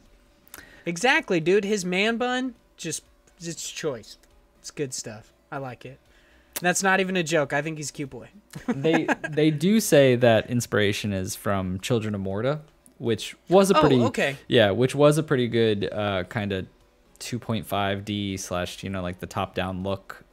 Yeah. Like fighting style. Like it had good combat in it. So if it's trying to structure around that from a combat perspective, I think that would be something that would take it up a notch. But we talked about it. This is only about a year into development. There's still lots of time for them to flesh that out.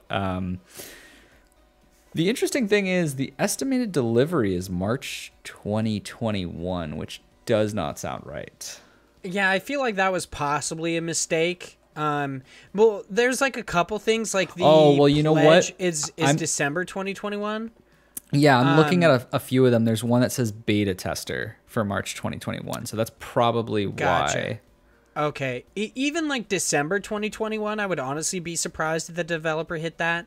Like I put very little credence in what the developers use for like estimated delivery times, because it's like you just don't know what's gonna happen. Right. You never know. Even like when I like backed Haiku, I still don't know how to say it, on Kickstarter, it was like the possibility, I believe the estimated delivery time was in 2021. I was like, one of the main parts of that Kickstarter was that the developer could finally, if they made enough money, could quit their job and work full time. And I was like, I still don't think you get this release in 2021. Right. And I'm okay with that. Like, the delivery time is something that I think a lot of people, when they invest in Kickstarters, they need to just be okay with it not coming out when it is. It's just a reasonable expectation. There's a couple of Kickstarter games that I have backed that I still have not seen the light of day, like years ago. And that's just kind of how it is. Like sometimes it just doesn't work out because game development is tough. Yeah, it can be just a gamble, but also there are a lot of amazing games that have come out of Kickstarters. Like Hollow Knight, for instance, came out of a Kickstarter. So like it's very possible that these games come out and do just fantastic. Yeah. But I pretty much covered what I would like to. Of course, there is the last little bit that I want to bring up, which is that if you would like to check out this game, one, of course, you can go to the Kickstarter, you can check out the materials, but also on their Kickstarter page is a demo for the game that I think is pretty cool.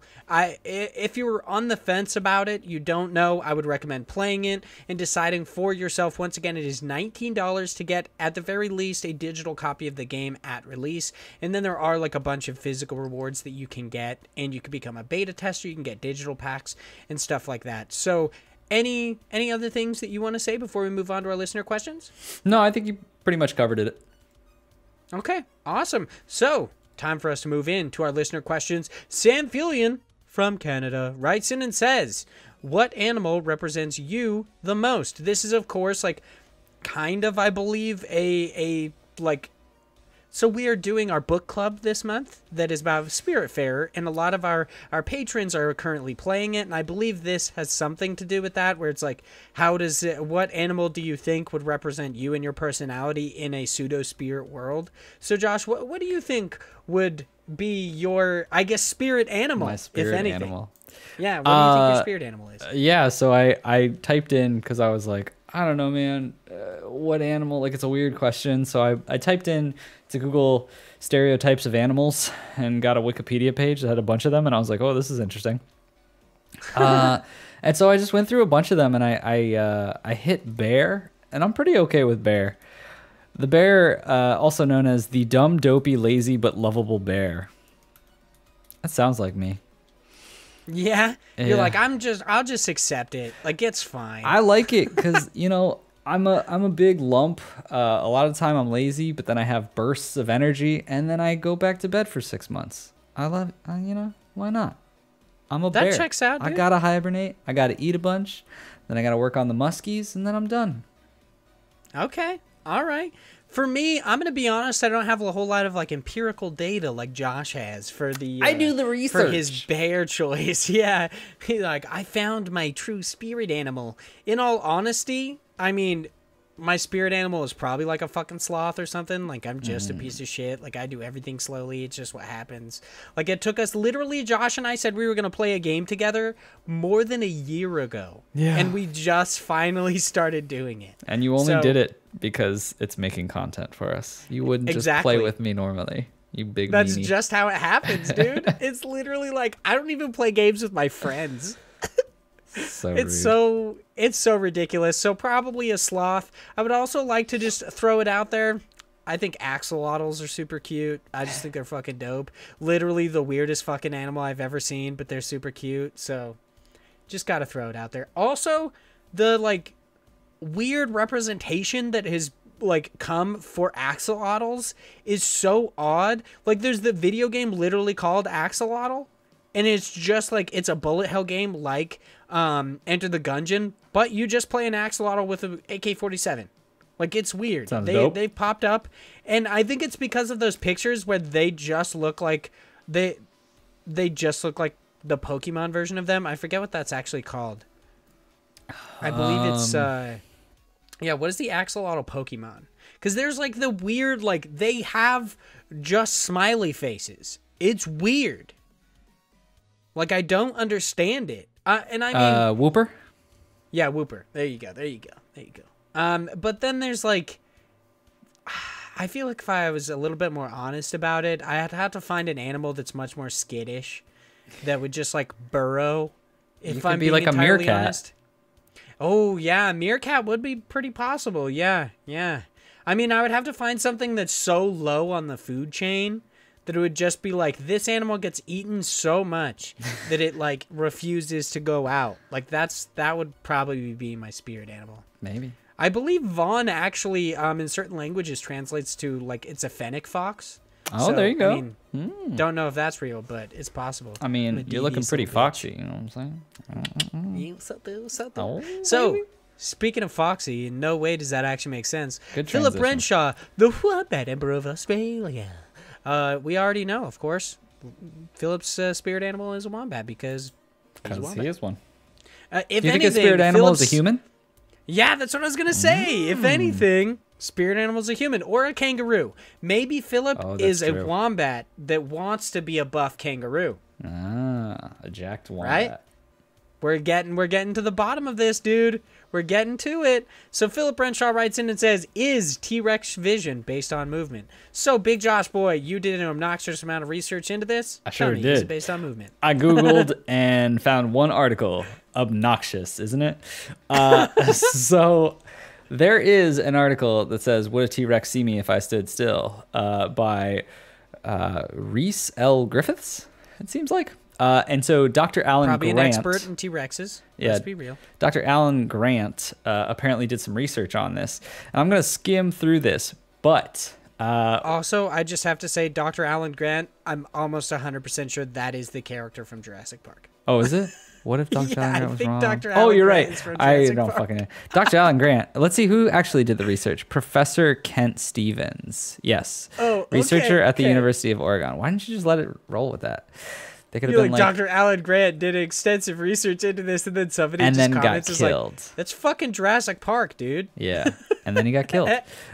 So actual scientists did a bunch of research on this. It turns out, based on what they found, a T-Rex with 3-inch eyeballs, dipped cheekbones, and a large narrow nose, best case scenario, sees the Tyrannosaurus having visual clarity up to 13 times better than a human. So... So if anything, humans can't see things unless they aren't moving. That's very true. Let's be real. That's very true.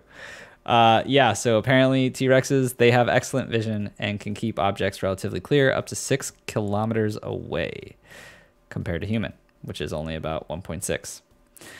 So they can see you. That needs to be more of a joke in Jurassic Park that T-Rexes can see you and somebody's just like, if you hold still, it can't see you, and then they just immediately get eaten. That needs to happen.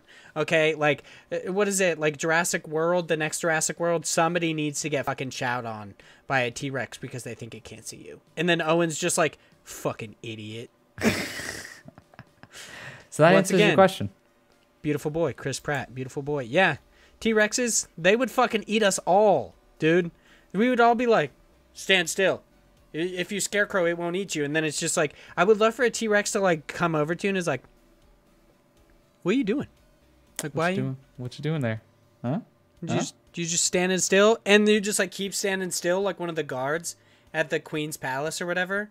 And it's just like, why are you doing that right now? Like, I would love for this all to stem from somebody who spread a rumor that a T-Rex couldn't see you, because the T-Rex was just like, why are you doing that? And like, out of curiosity, didn't eat someone. Right. But in reality, like, in reality, it was just out of curiosity. But the person is just like, it's because I stood still, dude. Oh, fucking genius. T-Rex is just like, this guy's brain dead. I'm not eating him. Yeah, maybe if you did that freaking, like, have you ever seen Pitch Black with Vin Diesel? Mm-hmm. Where he just moves with it. Yeah. And the thing can't see him because its eyes are on the sides of its head. Like, maybe if you did that with the T-Rex. But of course, it's fucking gigantic, so you'd be having to sprint. Like, it's just like barely turning its head, and you're like, no. Like, you'd get gobbled. Maybe you'd have to do something. So Philip also writes in and says, one for Big Josh Boy. If Binding of Isaac was to get the AAA treatment in a sequel, which studio would you trust to not screw it up? Real answer, none of them, because they would. Fake answer to go with it, Insomniac. I would say Insomniac games, because I personally think 2D to 3D is so god awful. Like, it's very rare that you can get it right. Risk of Rain is a good example of getting it right. I mean, if they did change, like, I mean, this is obviously, like, we're all in hypotheticals, but if they did take it over and made a Binding of Isaac game in the same vein as that trailer that was put out that was, like, pseudo 3D, right, would you be into it? I mean, so yes and no, because the mechanics would be very, very different. Like, the way you play the game would vastly be broken by just taking it and putting it into that 3D perspective. But I'd love to see them make a game kind of like that, but using something like the Ratchet and Clank engine and like ideas and concepts behind that. That's why I think it would be so good. But honestly, I feel like it would be hard to AAA The Binding of Isaac, because the obvious answer would be go 3D. And I just don't feel like it works as well if it's in a 3D world. But maybe. I mean, just because this is an indie games podcast and I totally remembered it, has literally nothing to do with Binding of Isaac currently. But I do find it odd. Like, this is just a gripe I have. I do find it odd that everyone, like, they talk about how Insomniac is, like, they speculate whether or not Insomniac is currently working on, like, Ratchet and Clank and the sequel to Spider-Man at the same time, because they're like, oh yeah, I mean, like, this happened so quickly and everything. And it's like, dude, and they completely go over the fact that Insomniac developed Song of the Deep.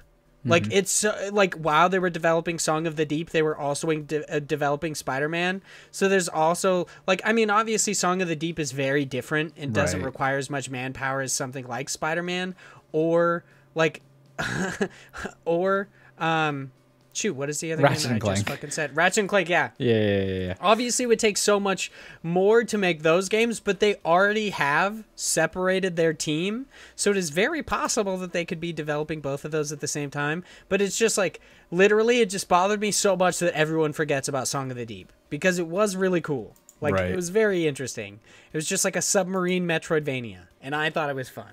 Yeah. So, I mean, it's just like, these studios have, like, think of a AAA studio. Like, people are like, oh, they're working on more than one game. It's like, you have hundreds of people in some of these studios. Like, if not 1,000, like, of course they're not all going to be working on the same damn game. Like, why would they have to? Like, they often separate into multiple teams. It's just something that happens.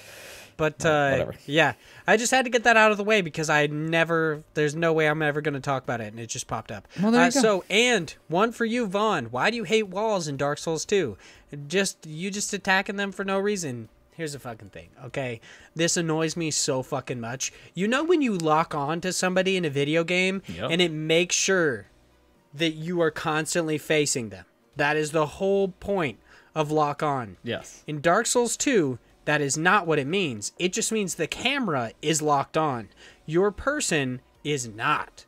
So, like, you can be locked on and still hit a wall behind you. And it's so fucking annoying.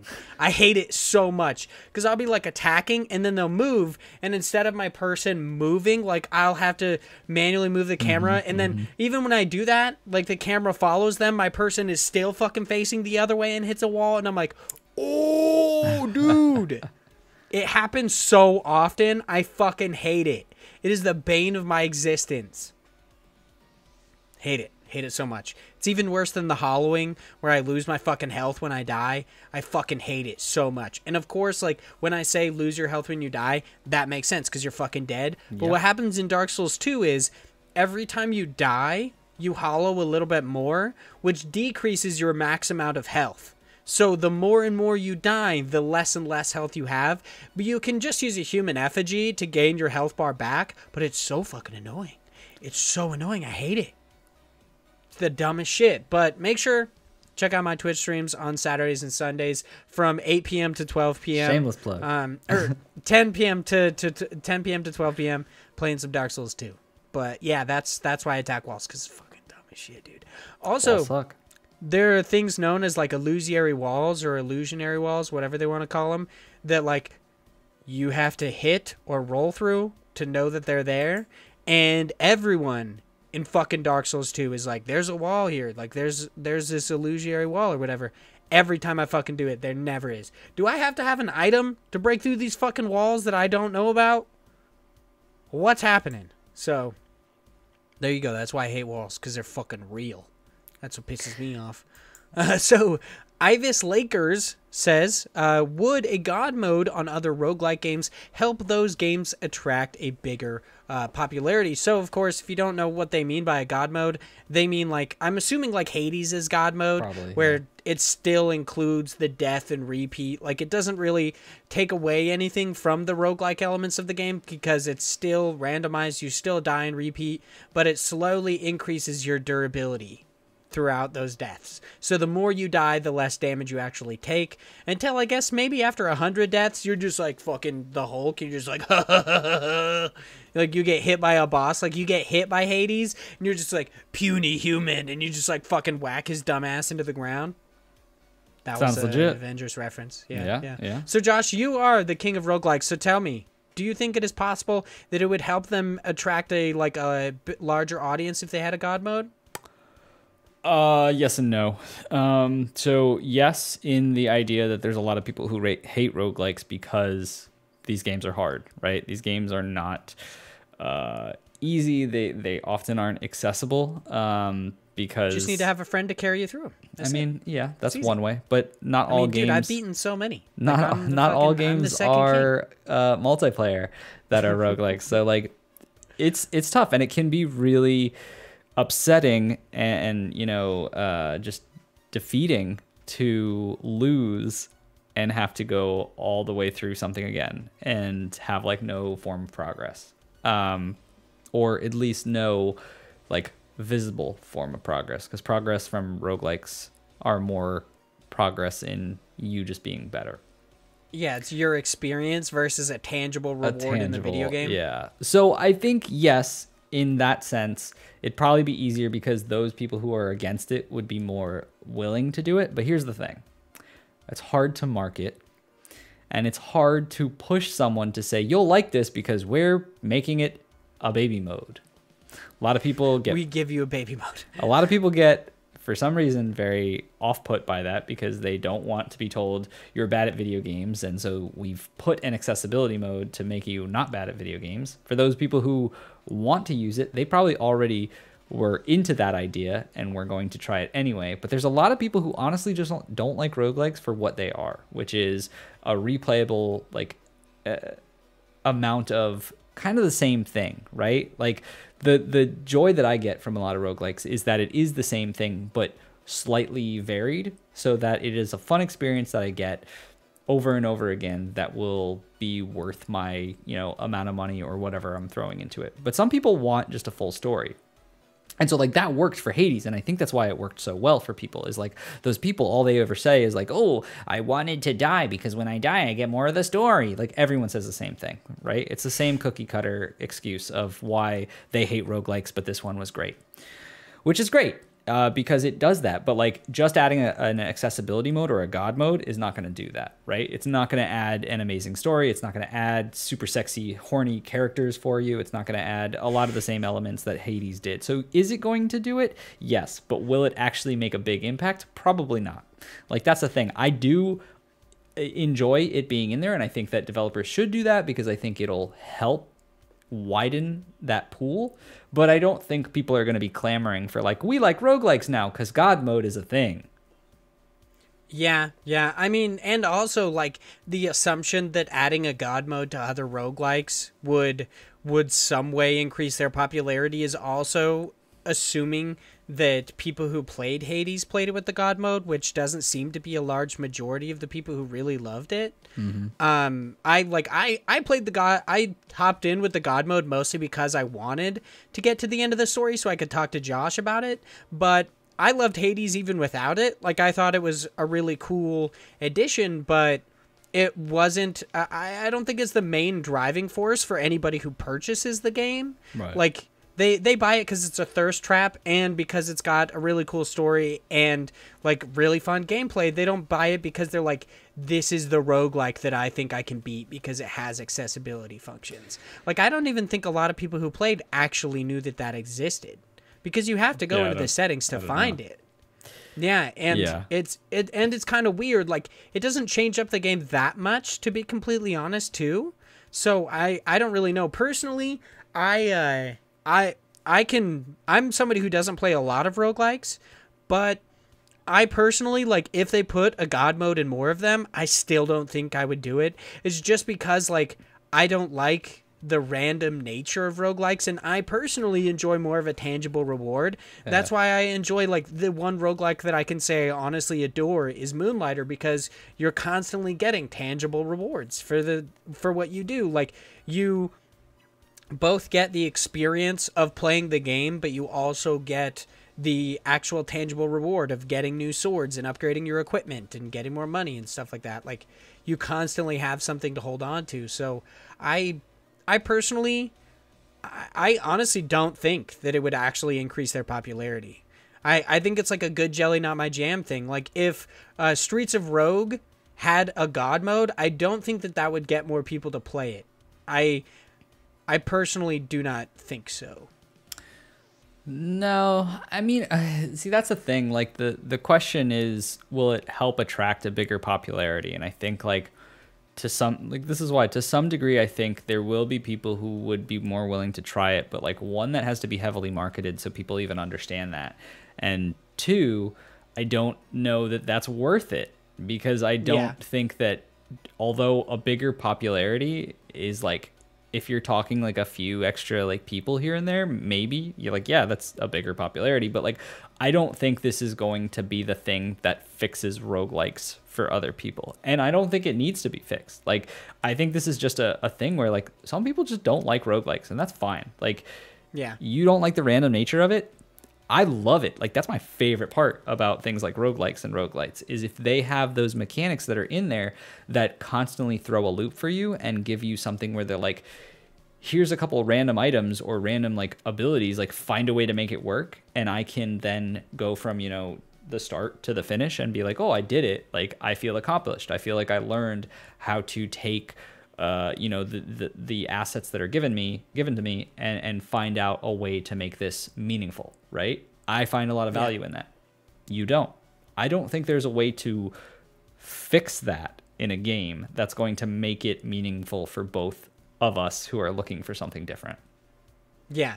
Yeah, I think that's absolutely true. It's just everybody's looking for different shit in video games. Adding a small accessibility feature, I don't think it'll change that much. Although I will say, but it would be cool. Yeah, I still would advocate for it, because I think there are people who want that, but just don't have the means to, beat certain games because maybe they're not as skilled, or maybe they have some kind of disability where they're not able to be as mechanically, experienced. So I think it should be there. I just don't think, to answer the question, that it will attract a bigger popularity. To go on a wild tangent and talk way too much about this question. I mean, just to increase it a little bit more, it's just the fucking accessibility features. Personally, I find that they do not hurt a game. They can only help, at least in my opinion, because it's an opt-in, opt-out choice. You get to make the choice. It's not like they force everyone into it. Me being a big Souls-like fan, like the whole debate about whether Souls-like games should have difficulty options or accessibility options, it's like, if they had them, then people could use them. Like, you could opt out of it. It doesn't ruin the experience for people who want to play the game without it. If anything, it's more just like, once again, it's just more people who go through and they feel like so much of the game, so much of what makes the game what it is and enjoyable is the difficulty of the game. Yeah. And they're like, I can't see how you can enjoy this game without the difficulty. So it just all comes down to a matter of perspective. But I personally, I hope more games get accessibility features, because that just means, like, I do believe that means more popularity for the game, however small, for the most part. It can only help, at least in my opinion. So, Moo Schroeder writes in and says, what are your thoughts on VTubers, and if you watch them, who is your favorite? Josh and I literally both had to Google what a VTuber was. We did not know. I've seen them before, but I wouldn't know them by name, and I don't know anyone that does this personally. So, like, if you want to write back and give us one that we should watch to see, like, something that you recommend, like, I'm all for it. But I personally have no skin in the game for this one.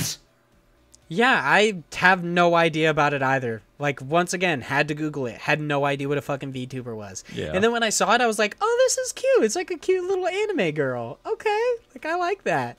I mean, it's very similar to the people who don't do, like, face cam or anything like that on YouTube. They just use, like, a fucking, like, it's like Anime Uproar or Nuxtaku kind of a thing. Like, those are anime channels that I watch. They don't show their face. They just have, like, a character that is supposed to be them, kind of a thing. So I personally, I think it's cool. I think it is a very interesting way to change that up, instead of just having a static image of a cartoon that kind of changes depending on the cadence of a conversation. It is like this cute anime girl who looks like she's straight out of Ruby. And however much I don't personally like that art style, I think it's cool. I mean, I think the technology of it is pretty cool. Like, I think it's interesting that we're able to do the kind of, like, manipulation to make it look like based on how the actual person is like their mannerisms and everything. Like, I like that there's technology that can do this. I know there was, like, a whole big like debacle over, I think it was Pokemon or something. That one girl, she, like, did it for a few days and people, like, lost their fucking mind. And I don't know what the controversy is behind this, or if there is one, or if it, like, matters at all that people are using this. But it's one of those things where, like, I would never actively look out someone doing this. It would be one of those things where I would just randomly find a streamer because they're either, like, streaming some type of game, and I'd be like, they're an anime character for some reason.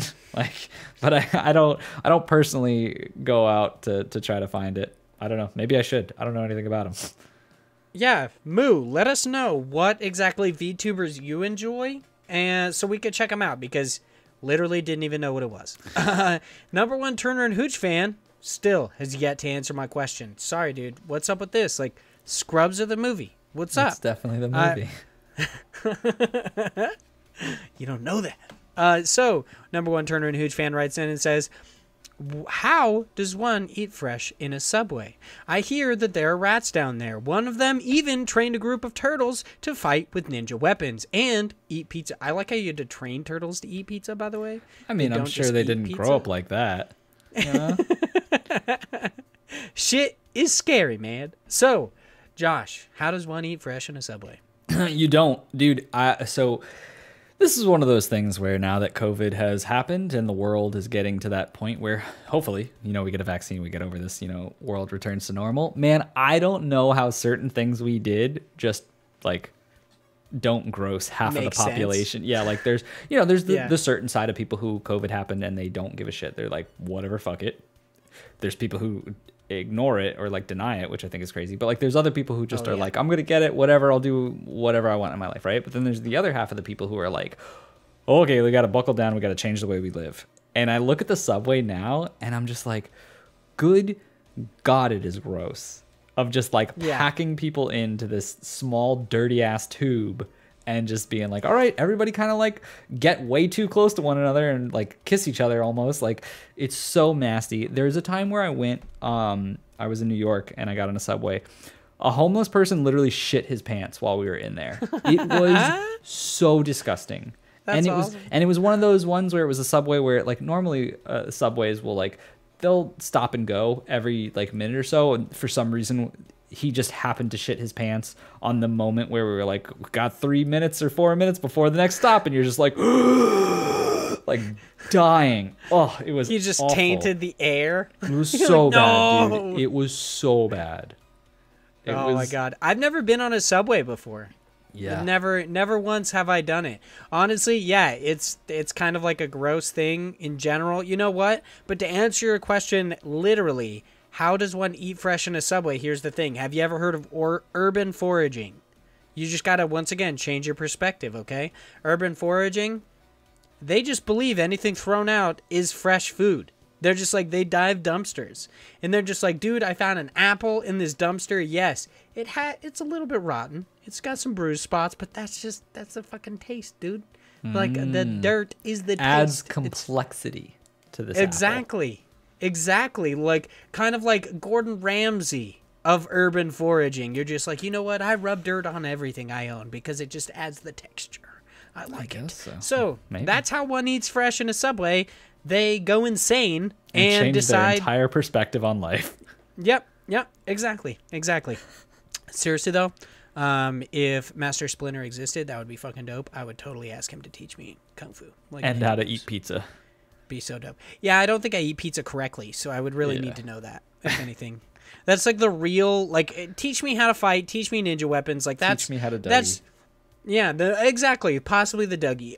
All of it, like, it's just, that is all an added benefit to my real passion, which is learning how to eat pizza correctly. Hell yes, dude.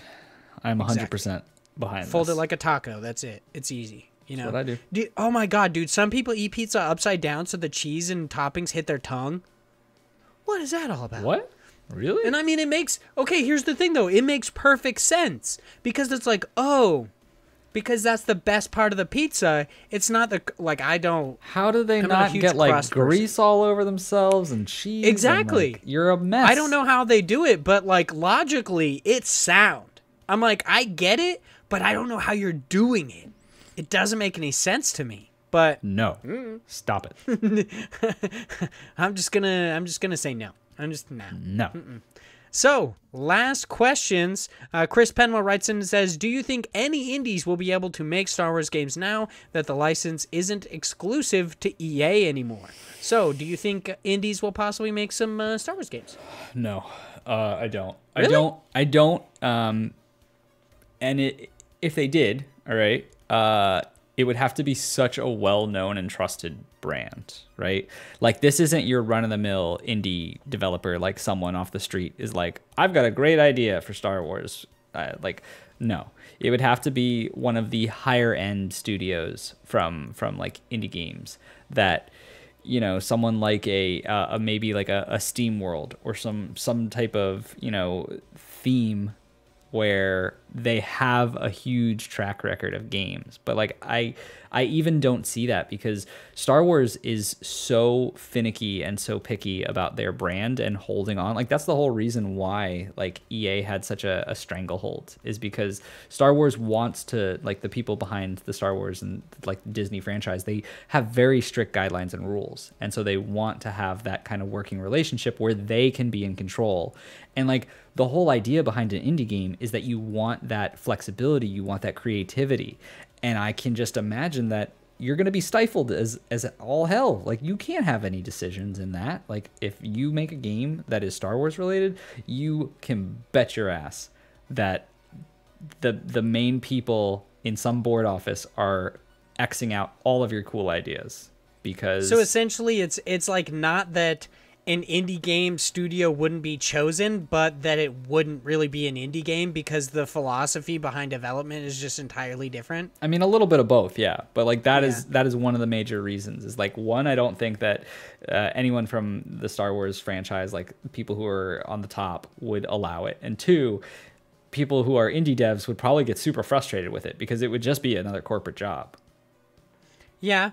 I mean, it might be a scenario like The Ruined King, where I don't know about the studio itself, but I believe it's possible that the only game that they had made was Battle Chasers: Night War, and now they're making a League of Legends game. So I don't really know, but Disney is entirely different than Riot Games when it comes to the like representation of their characters. That's what I mean. Is like I feel like Riot would be a lot more lenient than I would think Disney would be. With especially because IP. They don't really have to adhere to this crazy continuity that's existed that's existed for decades, kind of a thing. Like right. They're just like, you are literally creating the story of this universe, you personally, so I can give it to you, versus like make something in this, but no, you can't do that. Like we X'd out all of those like all those books for a reason. Mm-hmm. No.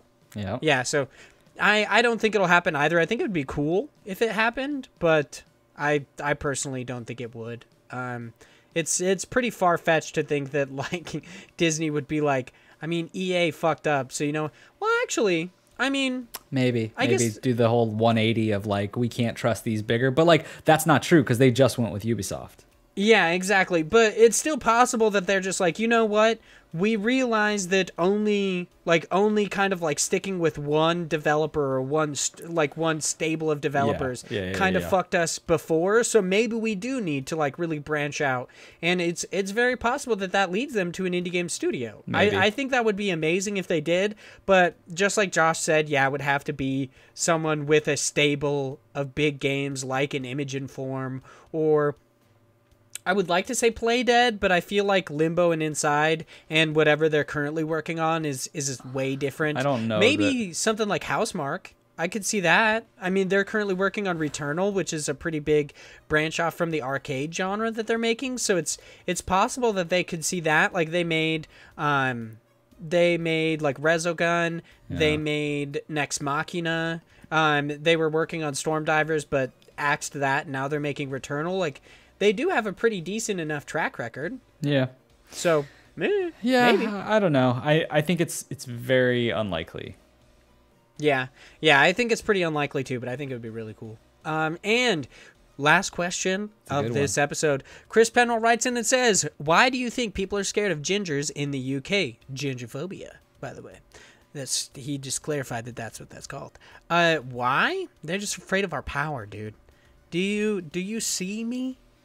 Look at Chris. Here's the thing. Go to the YouTube video, okay? Look at me. Look at me in my eyes, big boy. Look at my face. And you tell me that you're not scared of the soulless power that I wield. I do not have to adhere to the restrictions of morality, dude. I choose to be as shitty as I currently am. I could be much worse. So that's why they're afraid, because, we just hold so much power. We're just like, wouldn't you be scared if like an entire section of the earth were born psychopaths? Yeah, I would. I get it. I don't blame you. Okay. So I think that's why they're just scared. Like, it's fine. That was a tangent, man. They're scared of what we're capable of. I mean, it probably has something to do with Ireland. Well, I'm going to be completely honest. Like, it probably has something to do with Ireland and Scotland, and basically, like, them just being like, fuck you. No, Maybe. Not going to adhere to your rule. I mean, I guess Americans would be kind of a similar thing. But, like, I don't know. That's very possible. So, nobody knows. I don't know. Gingers are frightening. I mean, it could also be that we're literally an extinct species. Like, we're going extinct. So maybe that's it. Like, we're one of the few, like, remaining human, like, species that is going extinct. We had, like, Cro-Magnons and all that stuff. We eventually evolved to Homo sapiens that we are now. And then they're just like, the next gene pool we need to weed out is gingers. Because they fucking suck. Kind of a thing. Like, nature is afraid of us, okay? Why wouldn't the people in the UK be afraid of us? Boom. I mean, I have nothing to add. Just buried you, Chris. How could you? With information. How could you say no to that? What an articulate explanation. Exactly.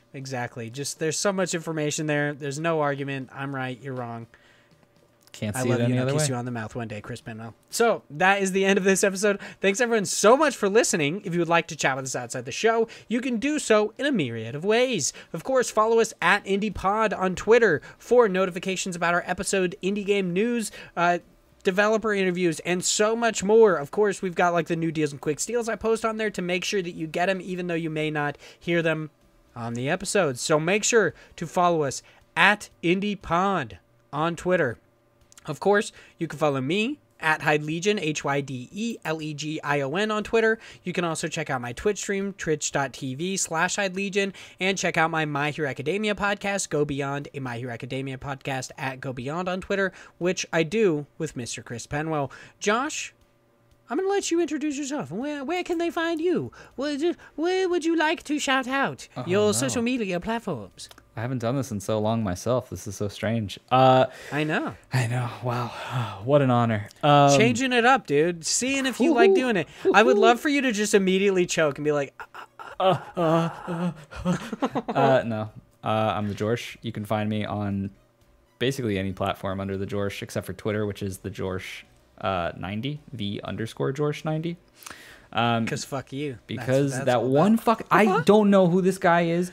Literally has only posted like since 2017, other than one time in January. That was like a retweet. Like, get the hell out of here, dude. The Jorsh should be me. He's trying to keep the name. That's what I'm fairly certain that's what the person's trying to do, because at a certain point of inactivity, you can take the name from them. I'm so pissed. It's the same reason like that Ninja was like had a different name than Ninja for the longest time, was because Ninja was taken. Yeah. And then it finally went in inactivity and he took it. Yeah. So I feel like that's what that person's doing. I'm so so like, pissed. I will be the George. I want that name back. But anyway, so if you type in the Jorsh, I'm pretty much the first thing that comes up anyway in Twitter, because that's my literal tag. But you know, the guy's got to ruin my life. Anyway, find my Twitch on twitch.tv/the_Jorsh. I haven't been doing a lot, but I'll probably host the episodes that we start doing on Thursday nights, and then I'll probably get back into streaming, like I said, more when like the new Binding of Isaac DLC drops a little bit later, or whenever I find a game that really like, you know, kind of just swallows me whole. You find your niche, basically. Yeah, I haven't, like, honestly, I've been playing a lot of like games here and there. I haven't really been like into anything other than like Omori when I played that, but that wasn't really like a good streaming game. I don't think that was kind of weird. I liked it. I thought it was cool. I also didn't want, I mean, yeah, but it's like, it was too heavy story, and I feel like it would have been weird if I streamed like most of it after a while. But anyway, yeah. I'm ranting. And also definitely check out all of our episodes on the IndiePod YouTube, just because I just hit 100 views on that Omori review, and I know 100 views is tiny as fuck, but you know what? I'm proud of it, because you should be. It's good whatever, shit. man. You know what? We're smaller. It's okay, but 100 is still kind of cool for me anyway. So it's nice. Gosh, I love the review. I think it's great. I think it should get a lot more. So we'll see. But yeah, I got to start doing more of that. I just need to find the right games, because like the good thing is we're in the, you know, the business of kind of being choosy. The dead period. Yeah. Well, that too. But like yeah. the fact that we're not like under some kind of company, like we don't have to do a review every single time. So it's one of those things where it's like, if a game grabs me, I'll do a review for it, kind of a thing. Because I don't know, like the way we do this kind of content, I don't want it to ever be something that I don't like that I'm not passionate about. Like I don't want to create a review for a game that I'm just like, this is awful. Like, because I hate, I personally, I know this, we're going long because of this, but like I personally hate doing reviews for games that I just don't like. Like there's a difference between not liking a game, like parts of a game, and wanting to critique it. And like, that's totally fine. Like if something's like, it's a good game, but XYZ is wrong, like that's okay. But there's games that I've played that I've literally just did not talk about on the podcast that we've gotten codes for. And I'm just like, I'm not even going to talk about this because like, I just hate this game kind of a thing. Like, cause I don't want to just like, it's one of those things where it's like good jelly, not my jam, but it's just like bad jelly. Not at all. Maybe somebody's jam. Yeah. Like, so, you know, you're like, I just don't want to shit on it. I don't want to shit on it because although, you know, bad publicity is good publicity. I just don't want to talk about it kind of a thing. So like, I don't know. But yeah, that's where you can find me. All right. Of course, the last bit of housekeeping, please check out the Twisted Ramble Games developer interview going live on Wednesday. That's one day after for patrons and 2 days before for plebes, which is about their game Duru, a game about depression and naked mole rats. Pretty interesting. Please go over to the IndiePod store over on Teespring. There is a link in our pinned tweet over on YouTube that you can buy our t-shirts and stickers. Soon we will have more, but currently only the t-shirts and stickers. Please check out our YouTube. Like Josh said, it is just IndiePod over on YouTube. We've got the Omori review. We have these video episodes and soon to be VODs for our Twitch streams. Please leave us reviews on any platform that you can, specifically iTunes, to help us hit more audiences, to help us get a little bit better standing in whatever algorithm exists on iTunes. And lastly, thank you so much to all of our patrons. We'll see Mixomatosis, a.k.a. Mix, Zach Durham, Chase Hopkins, Philip Renshaw, the Wombat Emperor of Australia, Chris Penwell, always drinking tea, dude. Always. He's guzzling down the tea like no other. We've got Josh Nichols, the active Josh, and lastly, Sam Fillion from Canada. Thank you so much, all of you, for being patrons. You're all amazing. I'm so excited for our book club episode on Spiritfarer, and that is the end of this episode. Thanks, everyone, so much for listening. We will see you next week. Bye, y'all.